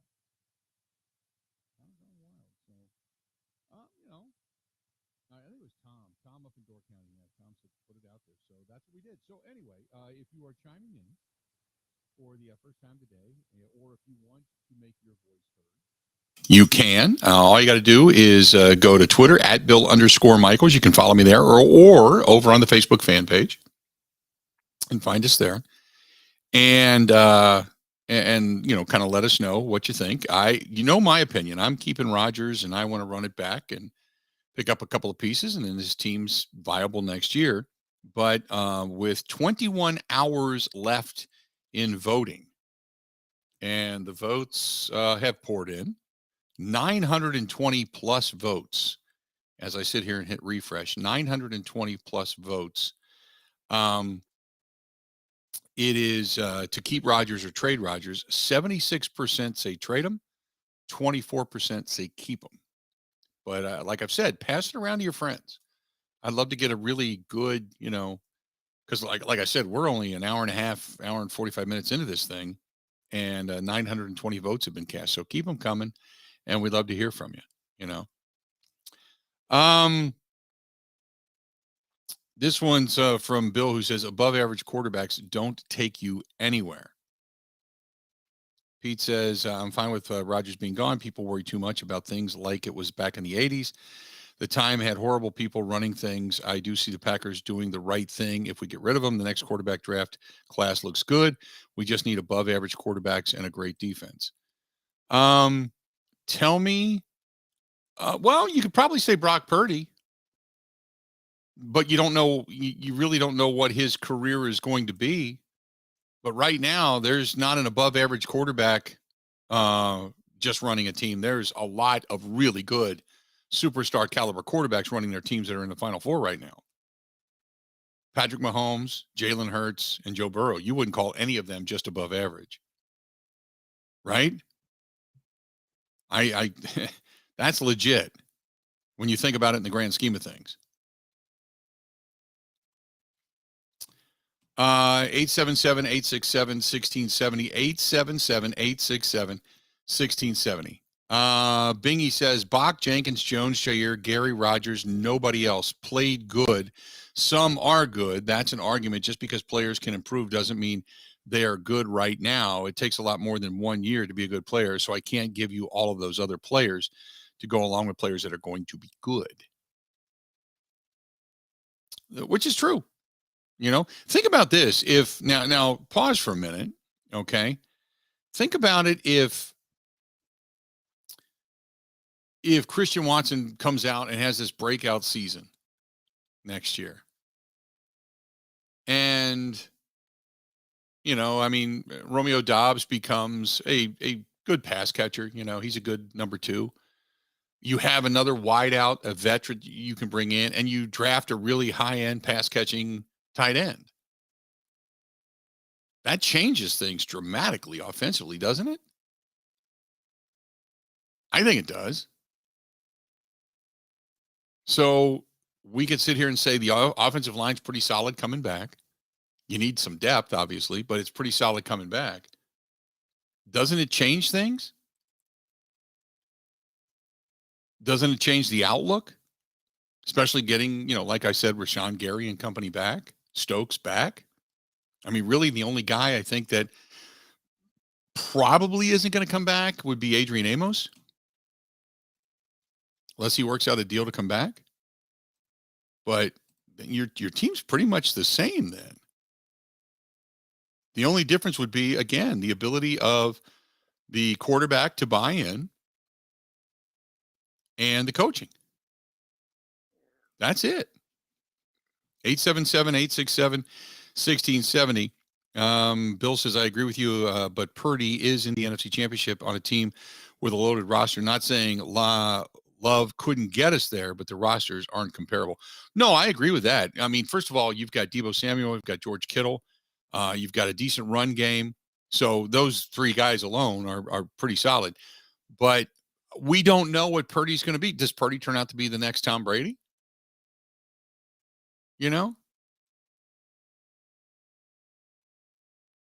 That's the question. Does Purdy turn out to be that guy?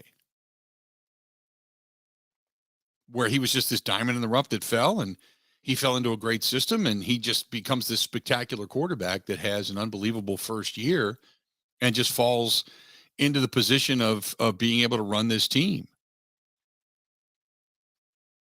And Benny says, you can't even answer this question about trading a Rodgers away without understanding what it is you're getting in return.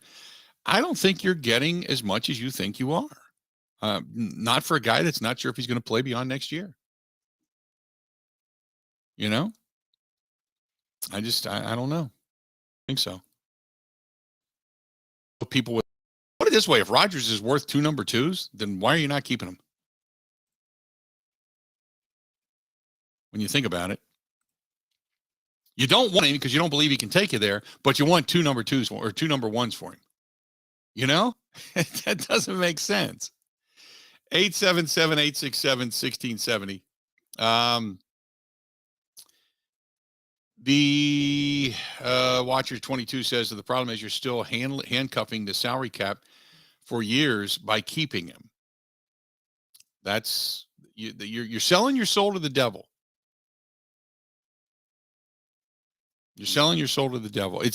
What it sounds to me like is that had they won this year and been winning, say they're sitting here on an NFC Championship weekend, people would be much more willing to say, let's try it one more time. But because they got bounced and they didn't even make it to the postseason, people are like, he's done. It's washed up. Move on. Move on. We see salary cap jail coming. We don't want to be a part of it. Which, okay, that's legit. I can understand that. I can see that. You've got something there. You got something there. Our friends over there at the Sunset Grill on Pewaukee reminding you they've got some karaoke and such coming in the weekend, and great food, great drinks, a terrific staff, fun place to be, as a matter of fact, right down there on the lake, on Pewaukee Lake. Looks like the cold is finally going to start seeping in as well, so it's not far away from freezing up the ice and getting out there, doing a little ice fishing, and then going over to the Sunset Grill, grabbing a bite to eat, grabbing a couple of beverages, heading back out on the docks, walking back out to your shanty, do a little more ice fishing. You're good to go. Check out our friends at Sunset Grill Pewaukee. That is Sunset Grill Pewaukee, and tell them we sent you. Ready? This is the Bill Michaels Show on the Wisconsin Sports Zone Radio Network. even when the weather outside is frightful. Your energy bill could be much more delightful. Hi, I'm Gina Della from Pella. Replacing drafty windows and doors can dramatically lower your energy costs. Pella Windows and Doors of Wisconsin offers some of the most energy efficient windows in the industry, designed to keep the cold outside where it belongs. You'll help kick the January blues when you choose to book by the 31st for 0% interest up to 2029. You heard that right. No interest up to the year 2029 if you book by January 31st. Pella's premium wood windows and patio doors feature distinguished craftsmanship and nearly endless possibilities, with maximum design flexibility in dramatic sizes, custom colors, finishes, profiles, product types, and more. Hurry! To get the 0% interest up to 2029, you have to book by January 31st. Visit PellaWI.com. Certain restrictions apply. This January, hit the road. The road to riches at Potawatomi Casino Hotel. Play each day for thousands in free play and entries into the big $200,000 grand finale. The more you play, the closer you get to big money. So hit the road, Jack, or Jill, or whatever your name might be. The road to riches, only at Potawatomi. For more details, visit paysbig.com/road2riches. Must be 21 years old to play.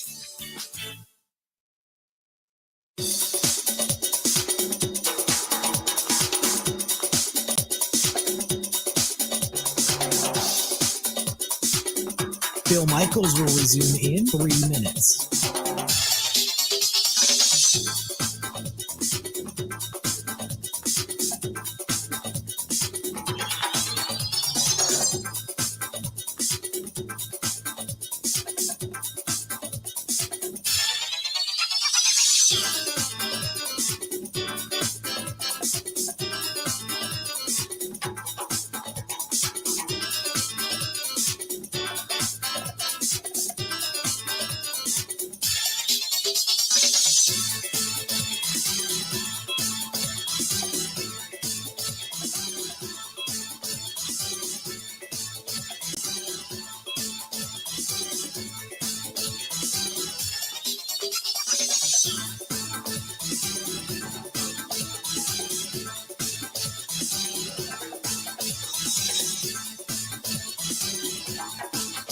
Bill Michaels will resume in 2 minutes.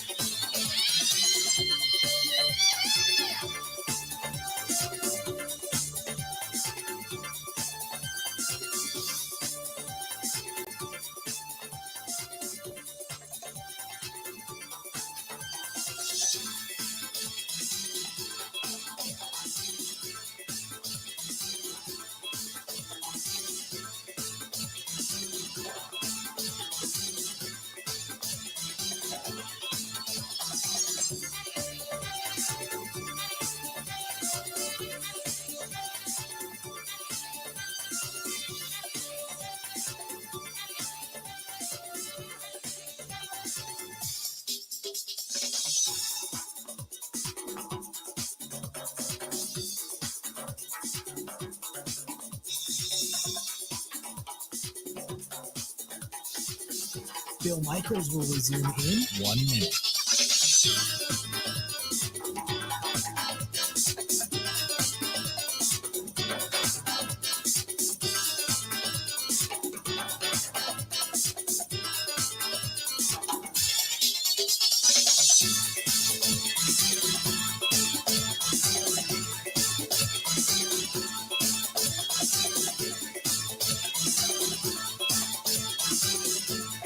Bill Michaels will resume in 30 seconds.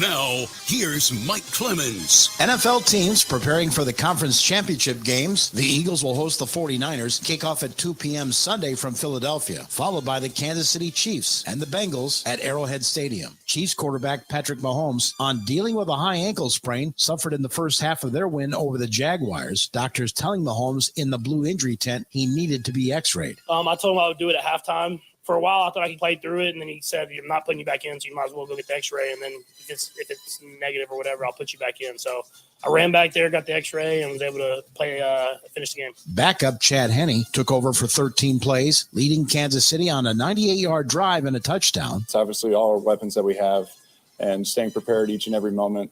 I think you just stay ready. And when your number's called, you just go in there and do what you did in practice in the meeting rooms, and you just take it to the game. Chiefs head coach Andy Reid on how Henne performed. First of all, Chad did a nice job getting the ball out on time, and the O-line did a nice job. The run game, Pacheco had the long run.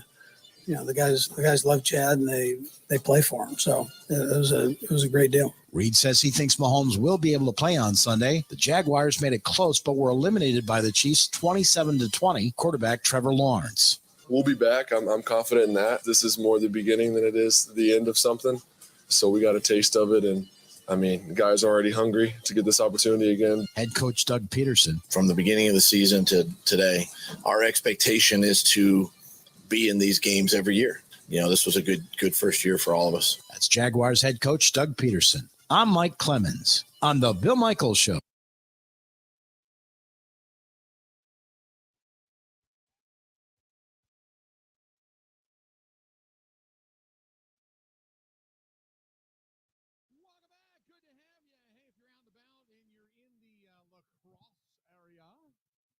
Check our friends out at Buzzard Billy's, big supporter of the program and one of the fine sponsors that take us out for the Super Bowl and some of the other on-site broadcasts that we're going to kick back in here in the next couple of weeks. So it's like our summer is going to start sooner rather than later. So we're looking forward to it. But getting back out to the cross, it's a place I want to definitely hit.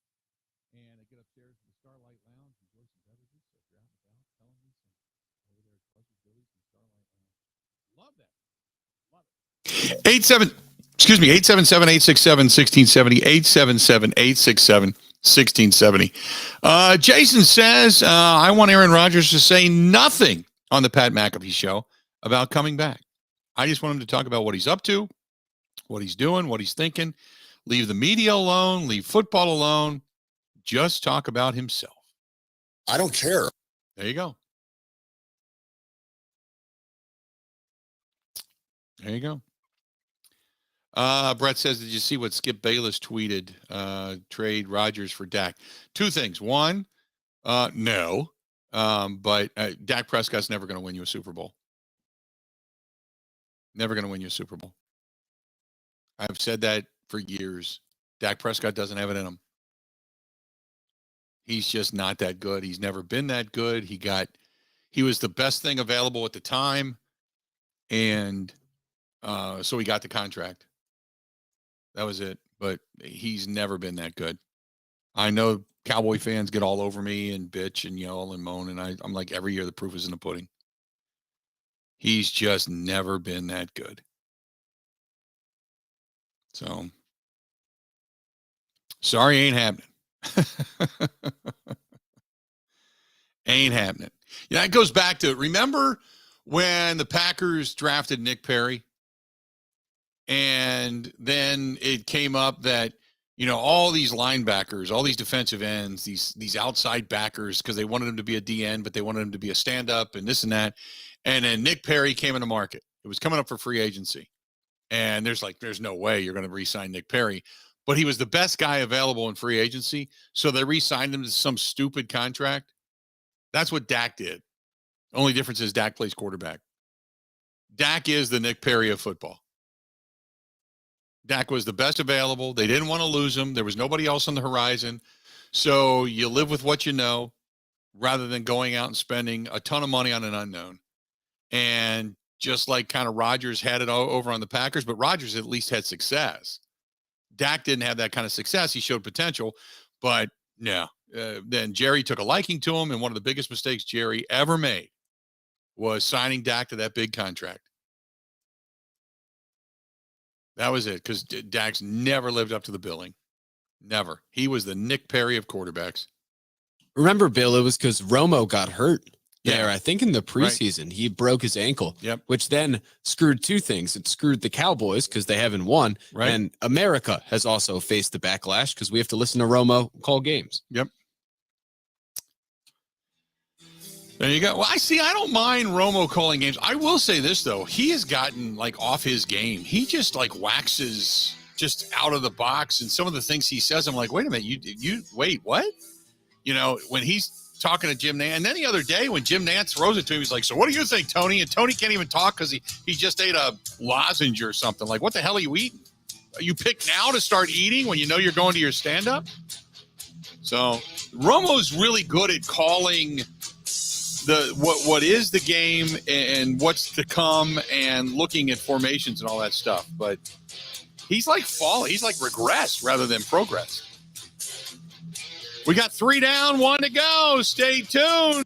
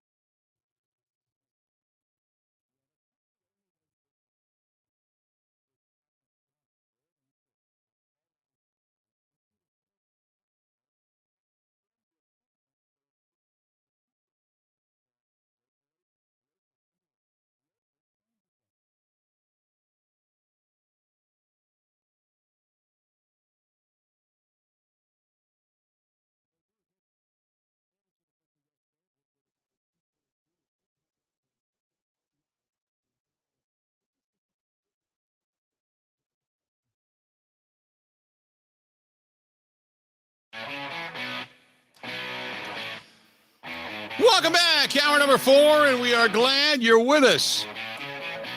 Bill Michaels Show continues on. Hopefully you're enjoying your day. Dale listening to us in Oak Creek. How we looking? Dale shot me an email. A lot happening. Got a ton of emails to get to. We're going to get into that. And yes. Rogers will be joining Pat McAfee today, so I'm sure that we're going to hear some of that at some point. So hang in there.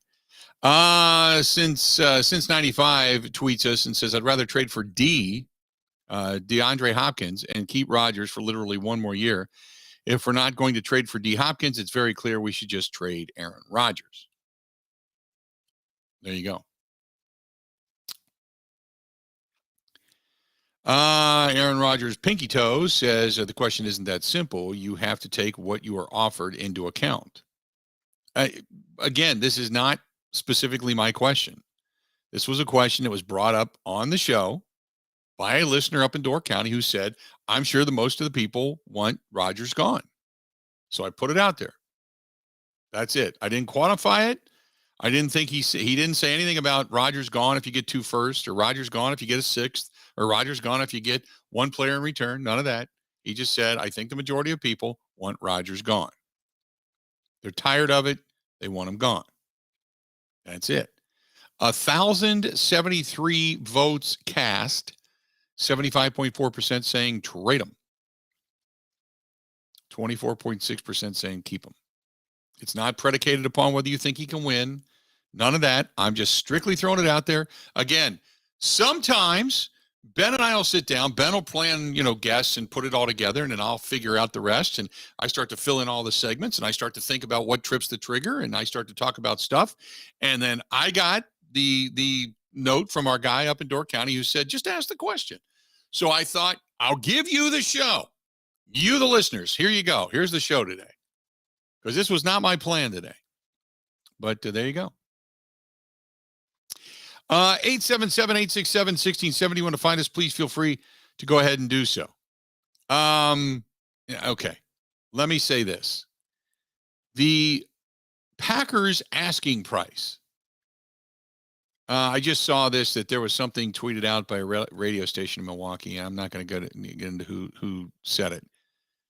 The Packers, as far as we know, have not asked for anything. I'm sure there are teams calling. I'm sure there's 5, 6, 7, 8 teams that are calling to say, hey, if indeed you would kind of consider this, what would you do? But remember, Brian Gutekunst, who wanted to stick to his word, said, we're not doing anything. We're going to let Aaron some time, move on, take some time, and then we'll make some decisions. That was it. Nothing more.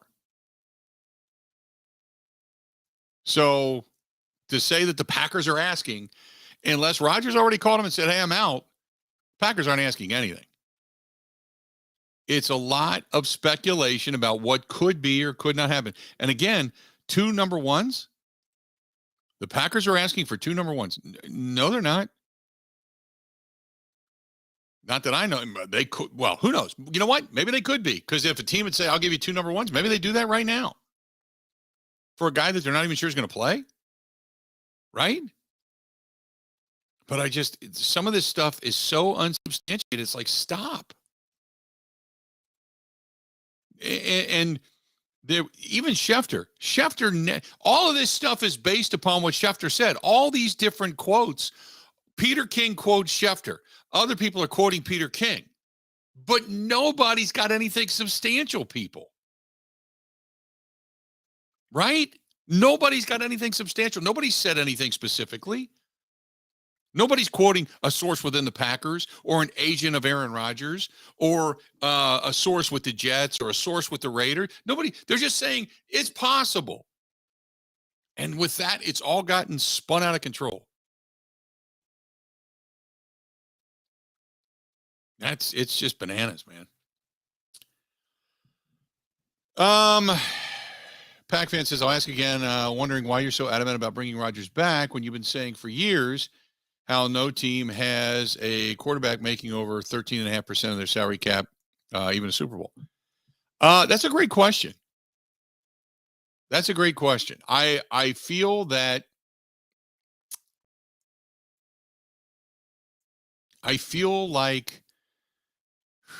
that is a great question. There is a part of me,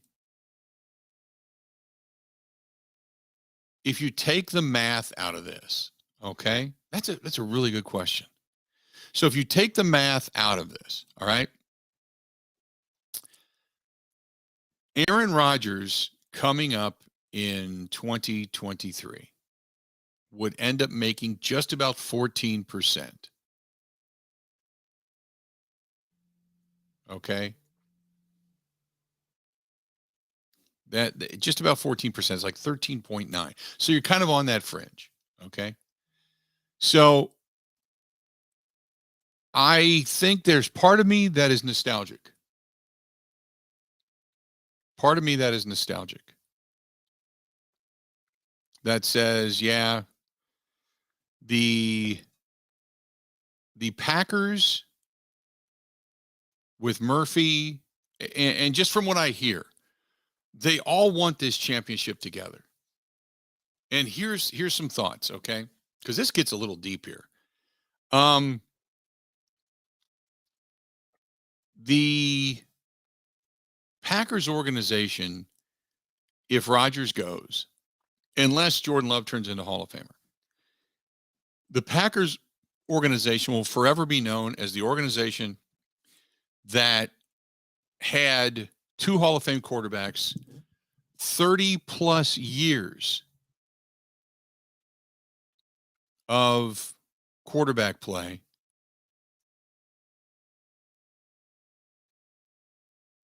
Hall of Fame level, and only won two Super Bowls.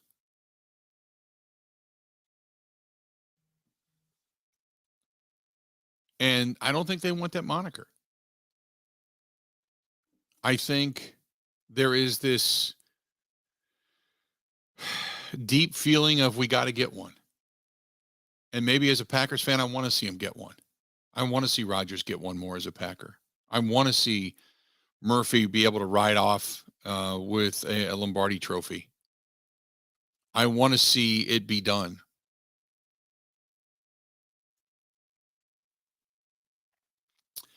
You say, how is it only that percentage of the cap? Because next year's cap hit is only 31.63. You've got signing bonuses, roster bonuses, and all that kind of stuff, and restructuring bonuses that are all there. But it's $31.623 million. There's $100 million due to Aaron Rodgers. But if he comes back and plays, he's 13.95%. His base salary will be 1.165. His signing bonus is 12.9. There'll be a roster bonus. There'll be an option bonus, a workout bonus, a restructuring bonus, and such. And it'll equal 31.623568 million is what I'm looking at. So the cap hit technically will not be as high. It's not until the following year that it becomes pretty significant. Because I think in 2024, if I'm not mistaken, it goes up to 20-something%. No, it's 17%. It'll be over 40 million. 17.32.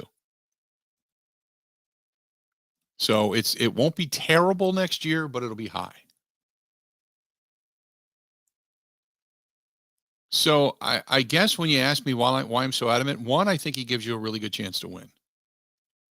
2, every time people bet against him, he comes back and plays really, really well. 3, I think this year was humbling.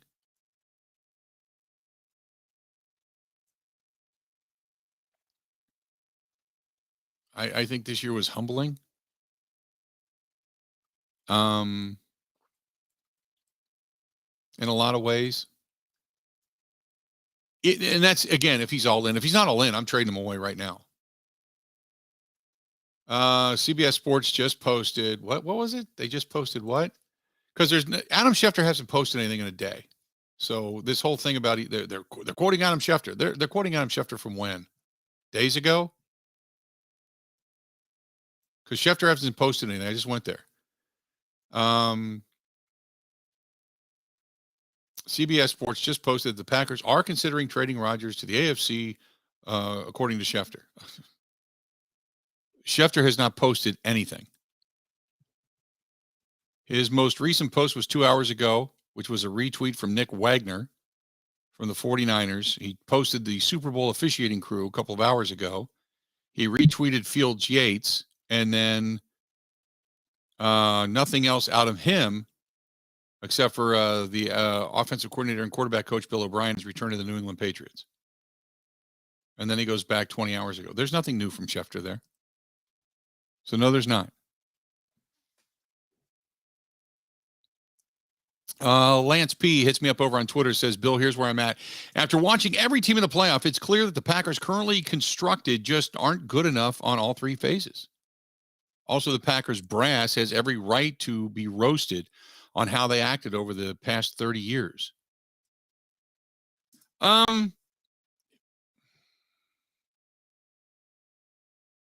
I don't necessarily agree with that. I think Ted didn't do enough.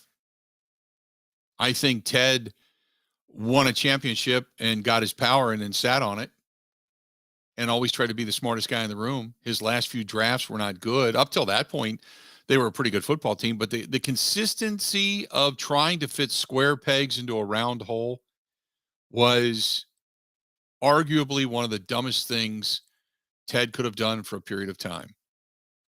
He still drafted some good players, but I go back to like a Nick Perry. Nick Perry had no business being a stand-up trying to be this pass rush specialist. They couldn't find one. Now, then again, they're drafting low in the first round and continually trading back to get more and more draft picks as if you were going to find all these diamonds in the rough that were just going to make you this formidable team. I thought was also a mistake when there was some seriously good players right there for the taking and they chose not to, and then Ted started drafting need over value, and that never works because then you're throwing a dart at a dartboard, making sure that guy has to hit instead of just acquiring as much good talent as you can possibly get a hold of. So that's another thought as well. But I wouldn't, Ron Wolf's a part of that. Not many people consider, Ron Wolf. Tidbit said that Schefter said it this morning on SportsCenter. I saw that. There's nothing new there. He's not quoting the Packers.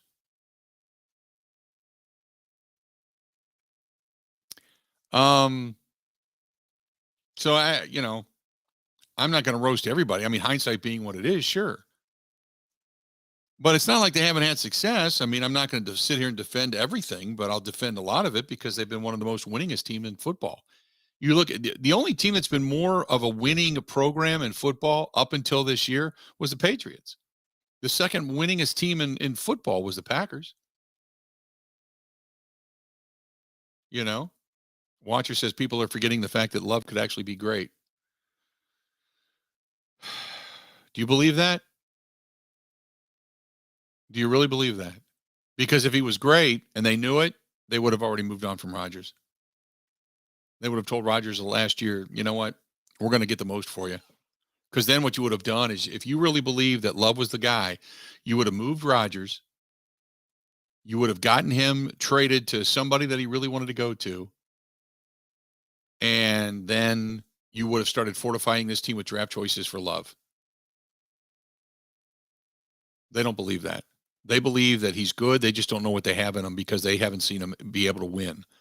Rodgers, you knew it. Love, you don't. 877-867-1670. 877-867-1670. Hit us up. I'd love to hear from you. A lot of Bill, opinions. by the way, yeah, go ahead. I did find the Schefter on SportsCenter clip. It was Yeah. like a minute. And it is the exact same thing as both we have been saying for a while, Right. and we've already heard from him. There's nothing It was there. nothing new. He just added at the end that he won't trade. That's it. There's nothing new there. People are going crazy. Schefter said this. No. He said it, but he said the exact same thing over again. And I've been saying it for a long time that if you do trade Rodgers, you're not trading him in the NFC. You just don't do that. Nobody's that stupid. If they did that and he came back to beat you, then Brian Gutekunst should be roasted, run out of town. Him, Russ Ball, Mark Murphy. I'm talking pitchforks, fire, everything over at 1265. It'd be the dumbest thing ever, unless you get a massive haul for him. Otherwise, you're not doing that. Come on. 877-867-1670. More of the Bill Michaels Show next. This is the Bill Michaels Show on the Wisconsin Sports Zone Radio Network. It's the football postseason. You know what that means? You have to up your grilling game. Nothing beats ScholzieFamilyBeef.com. That's ScholzieFamilyBeef.com.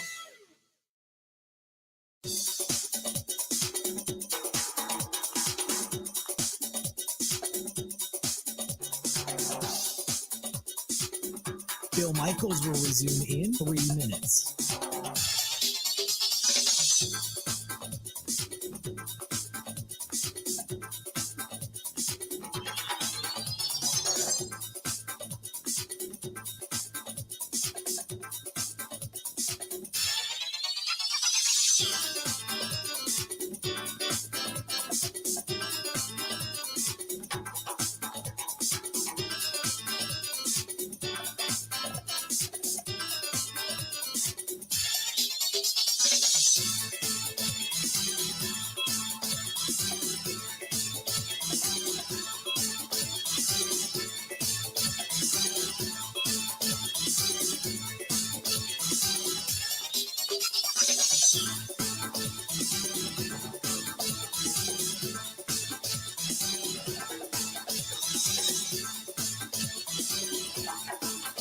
Bill Michaels will resume in 2 minutes.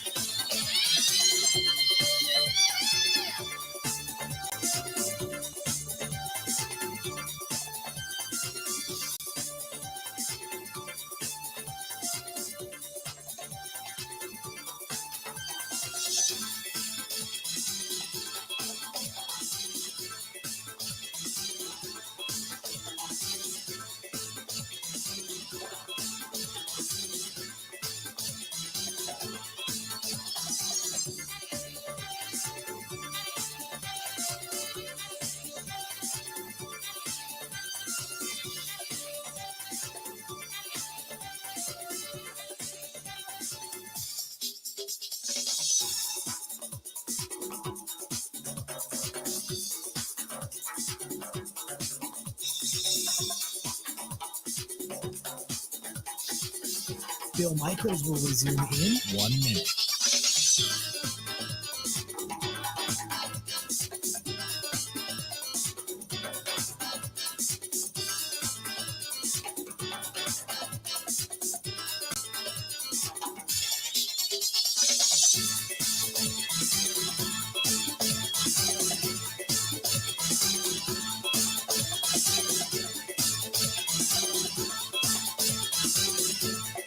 Bill Michaels will resume in 30 seconds.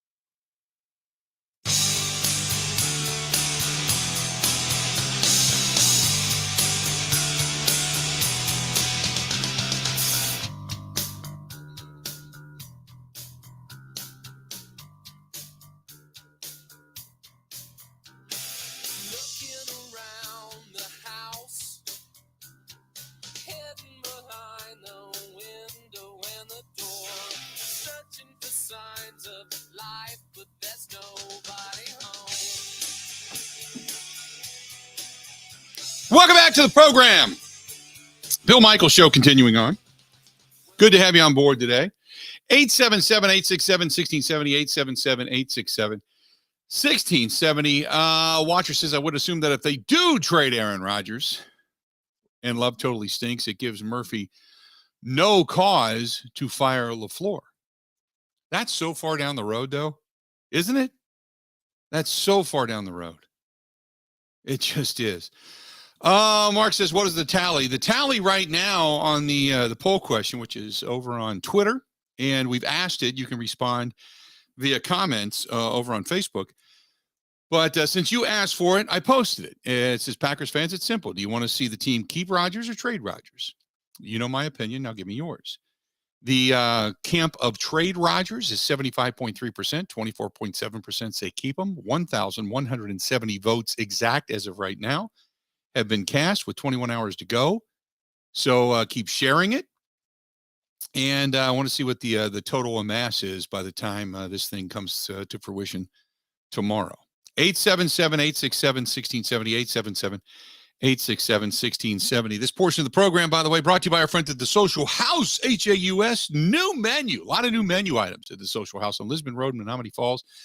Music and such going on, and they have a lot of different special events over there as well. So if you're going to go anywhere in that area, in that Brookfield area, stop over to the Social House, HAUS, Social House, Lisbon Road, Menominee Falls, and tell Dan Della and his staff that we sent you. Let's go back to the phones. Paul listening to us in Sun Prairie. Paul, how you doing today, man? What's going on? Good. How are you? I'm good, man. What you thinking? Hey, a couple things. Well, I am now in the trade Rodgers camp, but you know he's become Brett Favre the last couple of years. You know, it's kind of just annoyed the hell out of me. But I mean, he was a great player and stuff, but I mean, his act is worn thin, and I'm ready to move on. But aside from that, as far as the Packers GM, and this goes back to Wolf as well, is the thing that has pissed me off more than anything is they will not draft Wisconsin Badgers high early in the draft, the talent. Mm-hmm. They should have taken Troy Vincent over Terrell Buckley. They should have taken Watt. It's been other players. I'm trying to think of maybe Chris Chambers was available and they took, you know what I mean? But they don't take Badgers high. Right. And Wolf wouldn't do it, and Thompson never did it. And I never understood it because they took them late. I mean, they took Tosher late. They took Ferrario. They took couple of the wide receivers. Aberderis they took, you know yeah. what I mean, kind of late. Yeah. You know, and then like I said, they take them late, but they never took them early. And that's the one thing that just always just grinded on me. And the fact, and it wasn't after the fact, the thing that, you know, that Buckley wasn't the player that Vincent was, and the same thing with TJ Watt. It was beforehand. You know, I was pissed beforehand, not, you know what I mean? Because it's like, why are you passing on these guys? But that's the thing that is annoyed me more than anything. Because overall, you know, you can't complain, like you said, and I've always said this, other than the Patriots, whose team would you rather have over the last 30 years? But is it because of Favre and Rodgers, or is it because of, you know what I mean, the whole Bill Belichick Brady argument? You know what I'm saying? Quarterback, and they said it before. Yeah, go ahead. No, I was just going to say, it used to be Manning, Brady, Roethlisberger, and Rodgers. You have those, you know, top 5 quarterbacks in the league. You can pencil in 10-6 every year, and that's kind of the way it was. And now that's changing. But now it's those guys are now basically, you know, Burrow, Mahomes. You know, who else do you want to put in that, you know, category? But that's, you know, you get that top 5 quarterback, and you pretty much can almost guarantee a 10-win season almost every year. Right. Right. No, I would agree. I appreciate the phone call. And he was cutting in and out. First of all, the whole thing about drafting Badgers, you know, they've missed. They've missed some guys right here in their own backyard. I'm not going to argue with that. I don't know necessarily that you have to draft Badgers high, but you've just flat out missed on some of the guys that were here in your own backyard that have had greatness, you know. So I mean, I would go along with. I wouldn't, you know, put that comment down. I'm not drafting a Badger just because he's a Badger, but if you got a quality guy in your own backyard, you should know more about him than anybody. So when you miss on him, it makes you look foolish. But he's 100% correct. I mean, you know, you got a top quality quarterback, you're going to win 10 games a year minimal. They will win you games over and above. They drag you across the finish line. That's what Rodgers did for years. That's why the whole legacy thing comes into play, is because Rodgers drugged this team across the finish line for years, and couldn't get that help. You know, they couldn't get that. And that's what was so frustrating for a long time, was they couldn't get it for years. So all the different failures people want to lay at the feet of Aaron Rodgers, I've always been very defensive of, you know, but yeah, I'm not going to blame all the losses on Rodgers. Recently, I can probably point the finger at some problems Rodgers has come up with, absolutely. But prior to that, no, I'm not going there, because the defense stunk. It wasn't good for a long time. And then, you know, Rodgers would go down, they'd score, and then the defense would give it up, and then they would lose, and they would say, oh, Rodgers is, you know, 1-3 in NFC championship games, 1-4 in NFC championship games. I'm like, did you watch it? Did you see that Mostert ran over people? Did you see that Bostic went up to catch a onside kick had no business doing? Did you see that Julius Peppers told Morgan Burnett to go down? Do you realize they should have never been in that NFC championship game in Atlanta to begin with? Had it not been for Rodgers, they're not there. So sometimes you got to take that into consideration. You got to be smart about that. The last few years, yeah, I could say that. But you know, I agree that you know, good quarterbacks, they'll take you far. It's whether or not you've got enough around them to close the deal. And I've said this time and again: you do not win a championship without Charles Woodson, and you don't win a championship without Reggie White. So for those that think it's just about the quarterback and the quarterbacks that think it's just about the quarterback, you are completely erroneous. You need a good defense to back you up. You need good skill players. And to me, there is nothing more important than the trenches. If you've got beasts up front, look at what the Jets defense did this year.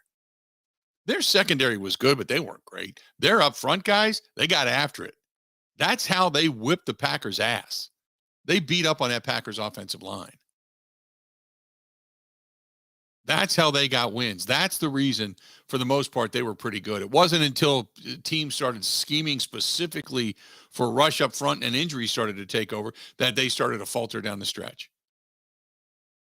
That's the reason the Giants were so much better. I mean, granted, Daniel Jones played a lot better this year, but they were able to get after it up front. That's the reason the Packers started playing better down the stretch. You know, you saw Devontae Wyatt, Jerron Reed, Kenny Clark, TJ Slayton. They all started playing good. They all started becoming pressure guys, filling the gaps. And not to mention, you got Devondre Campbell back, so you couldn't just concentrate on the lineman. You had to pay attention to him too. But you win in the trenches. You win a lot of games up front.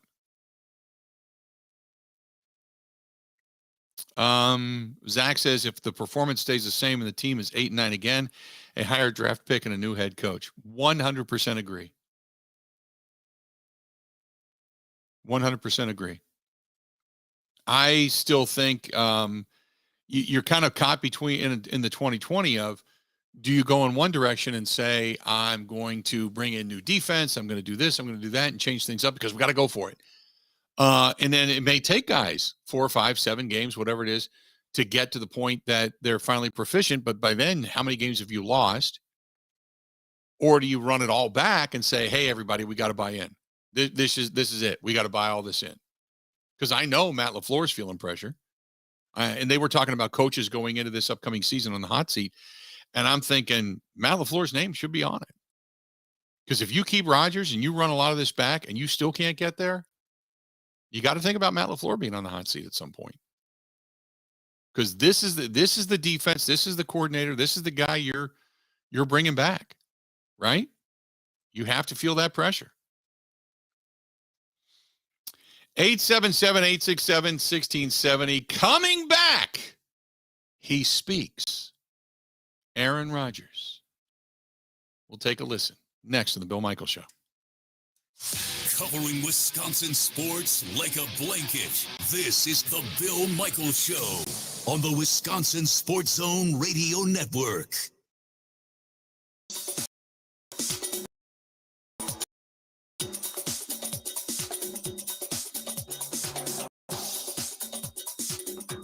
Bill Michaels will resume in 5 minutes.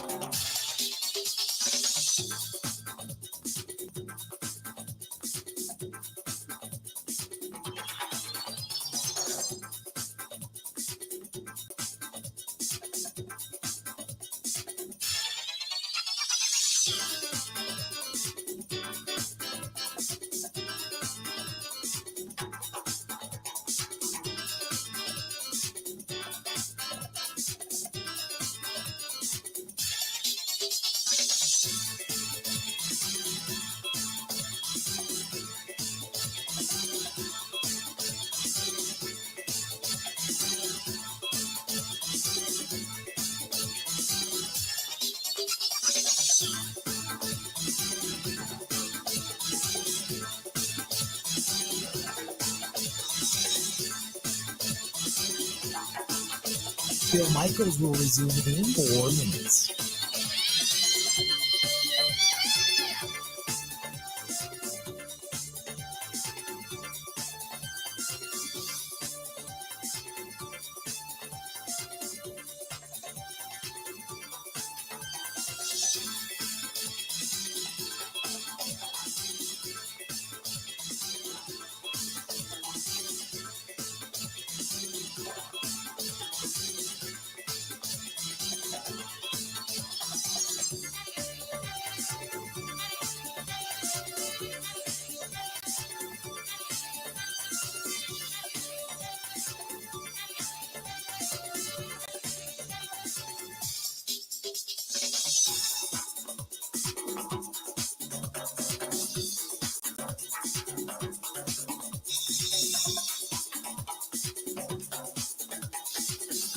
Bill Michaels will resume in 3 minutes.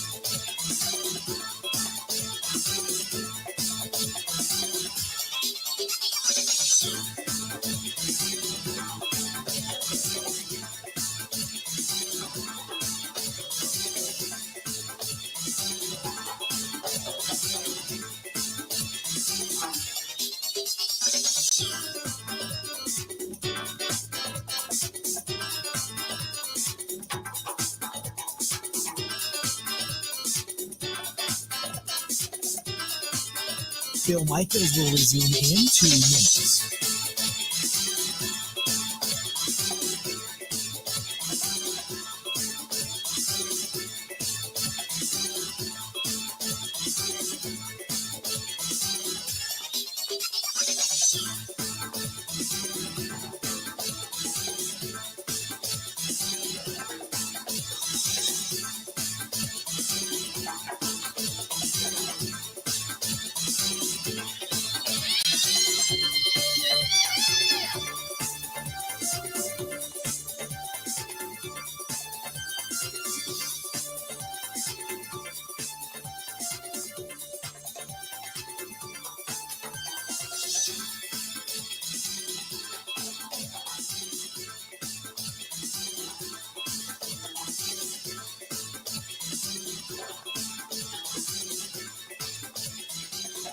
Bill Michaels will resume in 1 minute.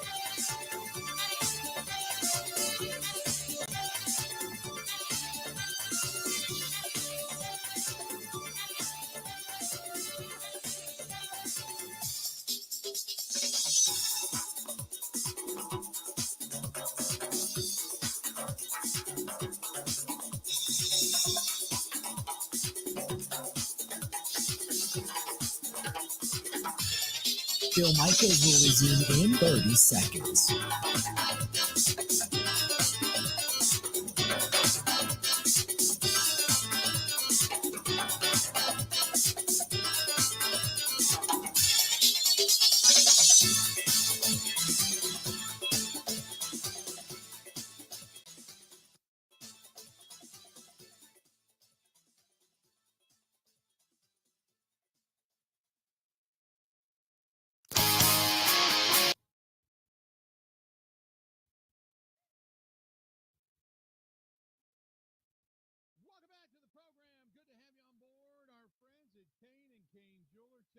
They can rock your world right there in West Bend. All you got to do is go to Kane, K-O-E-H-N, KaneJewelry.com. And don't forget, Valentine's Day, right around the corner. Yes, I get people ask me all the time, you live in Waukesha, why would you go to West Bend? Because it's worth the drive.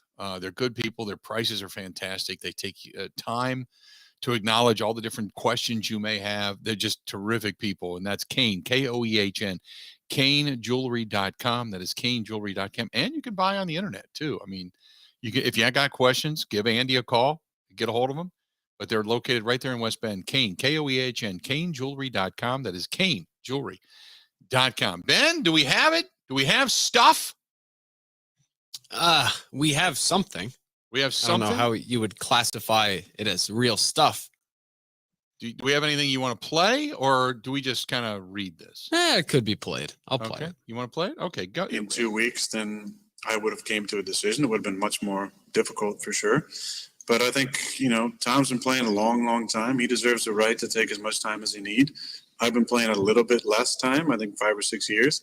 Still think that, should warrant, the ability to take some time to make this decision and to weigh all the options. I don't think you can wake up on January 24th and say, all right, I'm ready to, go run this thing back. I think even when you're in the midst of a career, in the middle of a career, there's always, moments where you're like, man, I need a couple more months, not to figure out if you want to play or not, but just like before that mindset kicks in, we're like, oh man, I'm really going to go do this again in April and this thing. I just think you need time to to kind of decompress. At least I do. Maybe other people are differently, but I need time to decompress. Doesn't mean you totally let yourself go like AJ did when he retired, but you take a little bit of time and just kind of let the off season start to sink in, and then at some point make that decision. But yeah, all the other ideas about trade and whatnot, that's all conjecture until I even decide what I want to do moving forward for myself. There you go. All that's conjecture until I even decide what I want to do for myself. That's it. Okay. I think he's good. Just, like he said, you're not going to take 2 months.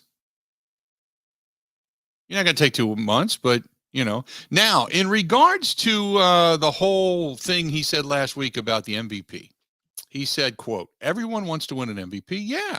You want to win a championship 100%. You want to go down in history on a championship football team. Yes. But everybody also wants to win an MVP as well. In any sport, you want to be recognized as the best of the best. Nothing wrong with that either.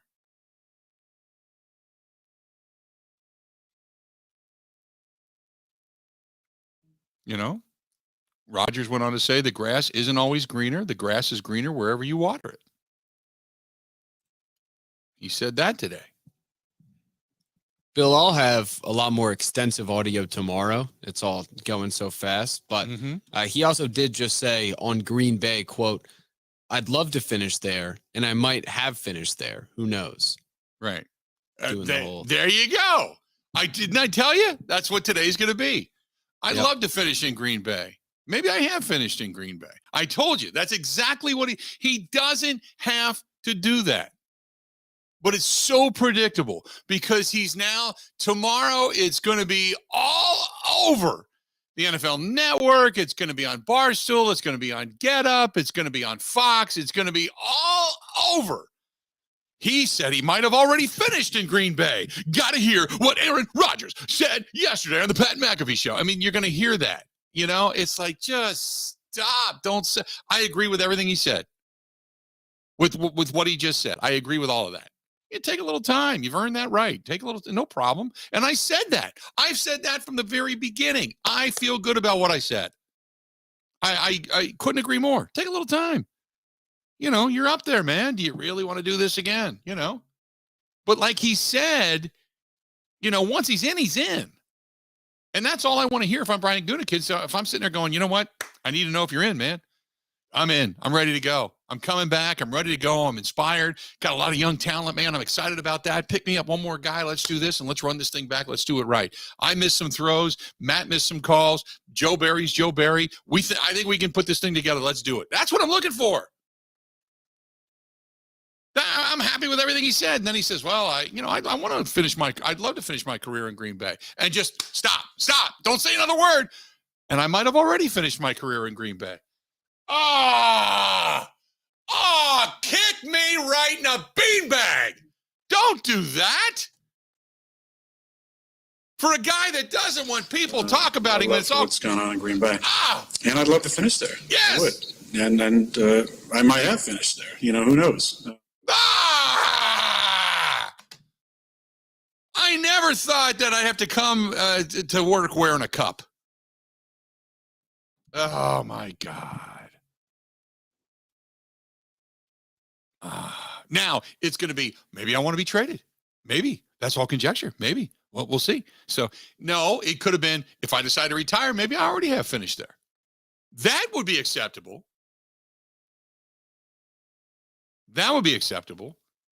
But fans just, does he not, Ben, do you think he realizes that the Packers nation, all these fans that he says he swears to God I care so much about, are sitting there going, just tell us you love us and you want to be back? Yes, I think he does realize that. I don't think he does. I don't think he does. Oh, there's no way he doesn't. He must know, like, deep down, okay, everyone's waiting on I this. think he pays attention to everything that's said about him. I think he watches Get Up. I think he watches Bayless. I think he watches Cowherd. I think he watches the NFL Network, Good Morning Football. I think he watches everything that's said about him.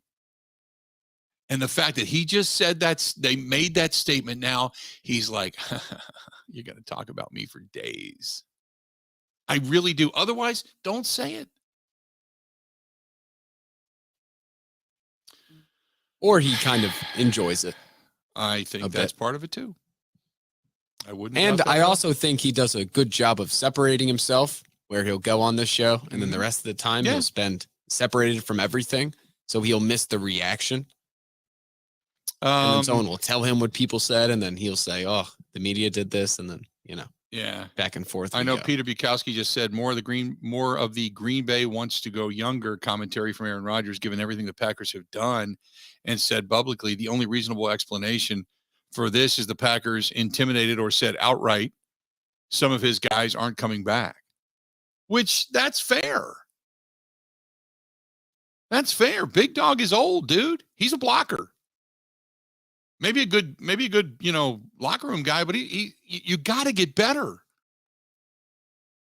Like I said, if you want to bring back Cobb, I would not object to that.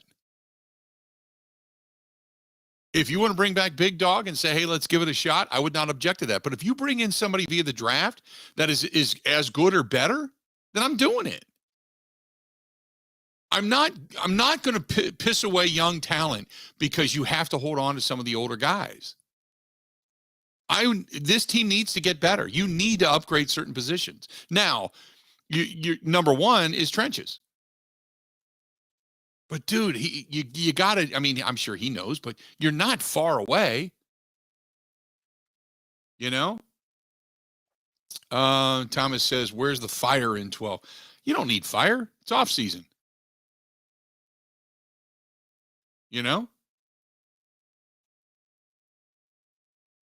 But Thomas, I agree with you. This is not the media feeding this.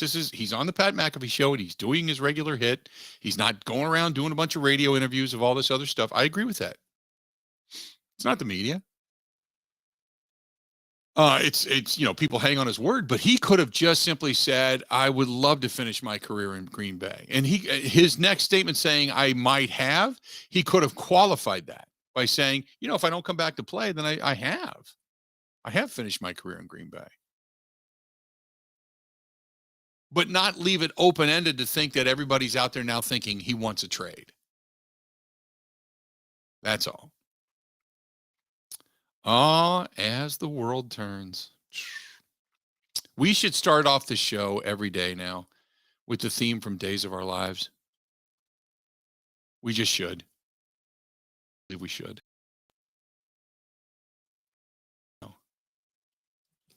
Or we replay scenes from Groundhog Day. Or that too. That too. I would not be adverse to that. Something that I love and I'm doing tonight, and I'm going to relax as I do some work here at the house getting ready for Super Bowl. But my friends at Burn Pit Barbecue, I love those guys. I went down to Robert's Specialty Meats the other day, and I told you about that. And when I picked up these Al Capone sausages, I picked up a couple of really good pork chops. And I got 2 left over. One of them tonight, I'm doing the rub. I'm going to grill, put a little sauce on, and go back on the grill and bake it in. And that's going to be my dinner tonight. I can't wait. Get a hold of my friends at Burn Pit Barbecue, burnpitbbq.com. That is burnpitbbq.com for a couple of reasons. One, they're Wisconsin-based, locally owned right here. They started in their garage and they've expanded into this really good business, and they're veteran-owned. And they continue to grow, and it's because of you. The only advertising they did for a long time was whether it was Grassroots or on this program, and they can't thank you enough for listening and going there. Go to burnpitbbq.com, burnpitbbq.com, and give it a shot. I guarantee you will not be disappointed. Covering Wisconsin sports like a blanket, this is the Bill Michaels Show on the Wisconsin Sports Zone Radio Network. Even when the weather outside is frightful, your energy bill could be much more delightful. Hi, I'm Gina Della from Pella. Replacing drafty windows and doors can dramatically lower your energy costs. Pella Windows and Doors of Wisconsin offers some of the most energy efficient windows in the industry, designed to keep the cold outside where it belongs. You'll help kick the January blues when you choose to book by the 31st. 31st for 0% interest up to 2029. You heard that right. No interest up to the year 2029 if you book by January 31st. Paula's premium wood windows and patio doors feature distinguished craftsmanship and nearly endless possibilities with maximum design flexibility in dramatic sizes, custom colors, finishes, profiles, product types, and more. Hurry. To get the 0% interest up to 2029, you have to book by January 31st. Visit PaulaWI.com. Certain restrictions apply.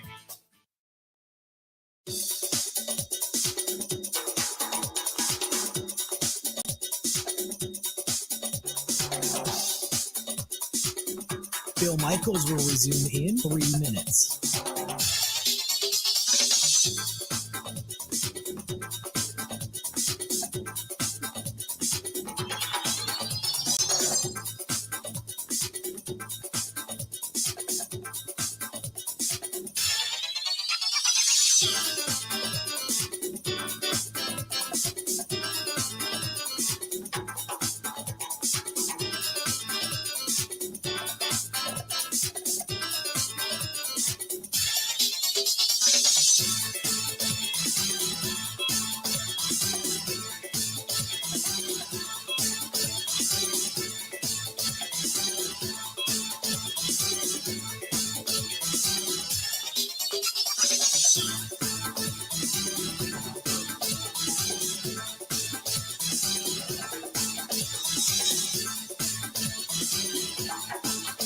Bill Michaels will resume in 2 minutes.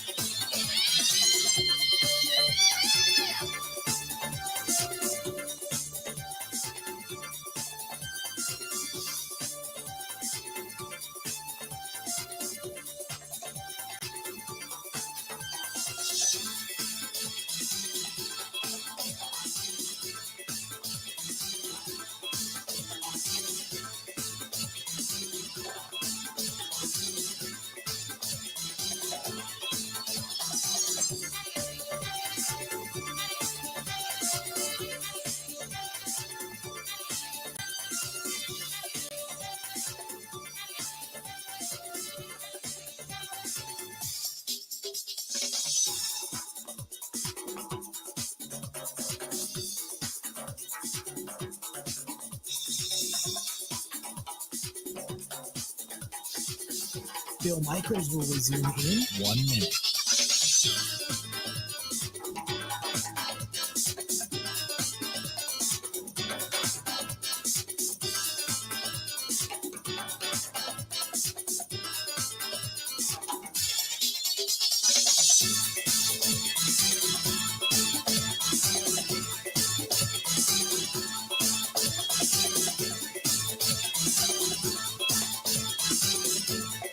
Bill Michaels will resume in 30 seconds.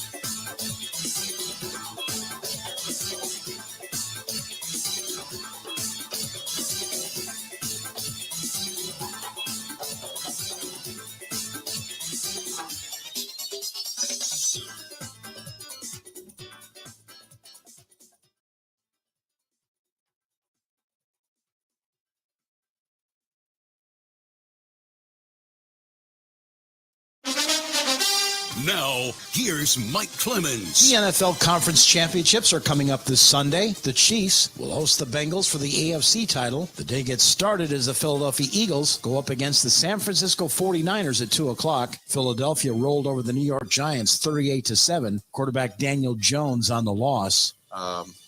We came a long way this year. We accomplished a lot as a team, and we got a special group of guys in that locker room, and it was a special thing to be a part of. The Giants say they want Jones back as their quarterback. Eagles quarterback Jalen Hurts on the win.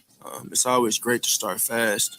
I'm proud of this group. I'm proud of this team. I'm proud of the preparation that we put in to get to where we are. Like I said, it's always good to kind of get that thing going early.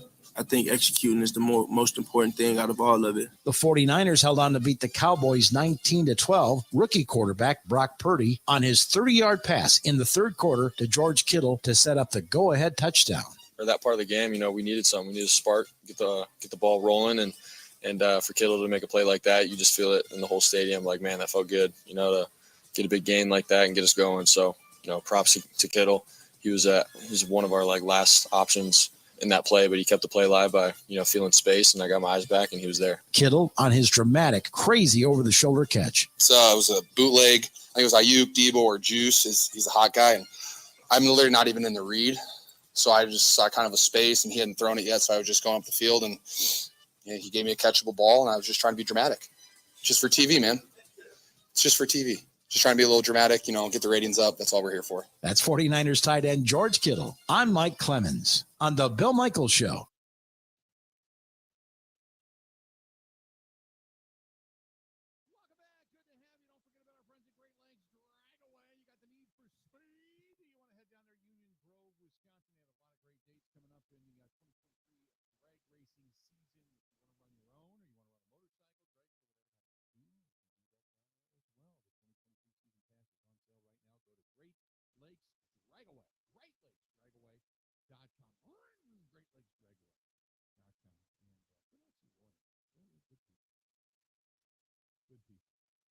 Rodgers then went on to talk about having complete gratitude for the incredible organization that has done a lot for him and such. And he talked a lot. We're going to hear a lot of that stuff tomorrow. But I did want to let you know.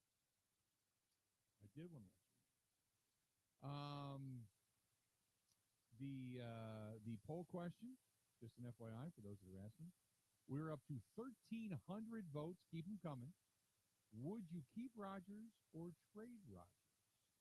75.2% say trade him, 24.8% say keep him. Keep voting. We'll keep this voting going all the way through till tomorrow, and then I'll give you the final results coming up tomorrow on the program. Just an FYI. By the way, Rodgers said, I don't think there's a scenario that I'd come back and that would be a number, contract-wise. Kind of points to, quote, taking less. I don't know, he said, and he's talking about adding voidable years to his contract. There would have to be some adjustments. So, if he'd come back and doing some certain things with it. So we'll see, but he says, I don't think there's a scenario where I'd come back and that would be the quote number, and that would be the number, meaning contract-wise. The number he is set to return under Right. now. So in other words, he's not going to come back for that number, which means he'd probably adjust that, right? That's what he's saying? Pointing to it, yeah. Yeah. Some adjustment he happening. would be willing to adjust that number, which you could adjust that number. The money's still owed. Now, if you put voidable years and such in there, maybe they could do that. Kind of like Brady had. So we'll see.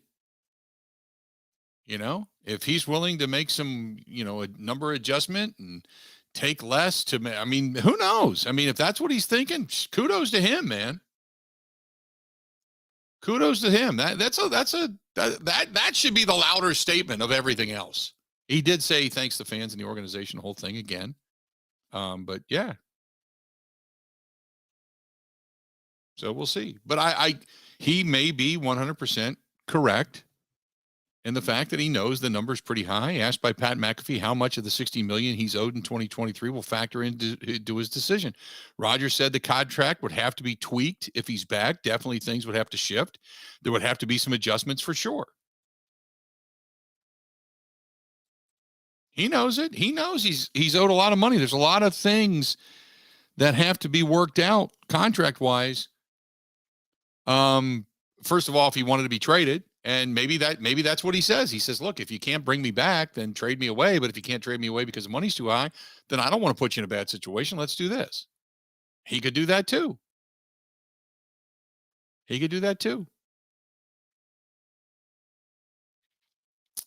got a lot to absorb tomorrow. I can't wait for tomorrow morning now. Just to listen to the headlines. I might have to record everything tomorrow morning. Good Morning Football, Get Up, SportsCenter headlines, all that stuff. I'm going to have to, Fox Sports, Barstool, all of it. I'm going to have to do all that stuff. I have to record it all tomorrow morning because I think it's going to be crazy. I'm listening for the headlines. Ben, anything else to add to today? When we came in today, we said, what are we going to talk about today? What direction do you want to go? And man, it's ballooned into this. Anything else? Nothing of substance. Yeah. All right. Taylor Montgomery is the sleeper pick for the Farmers this week. Course fit's incredible. There you have it. All right. It's crazy. I know. You and I feel like we're just like monkeys in the circus, man. We're just out here doing a little bit of entertaining while the rest of the circus just continues to churn around us. Can't wait. Can't wait. Good stuff. Keep hitting us up over on Twitter. Keep voting, and then find us over there on the Facebook fan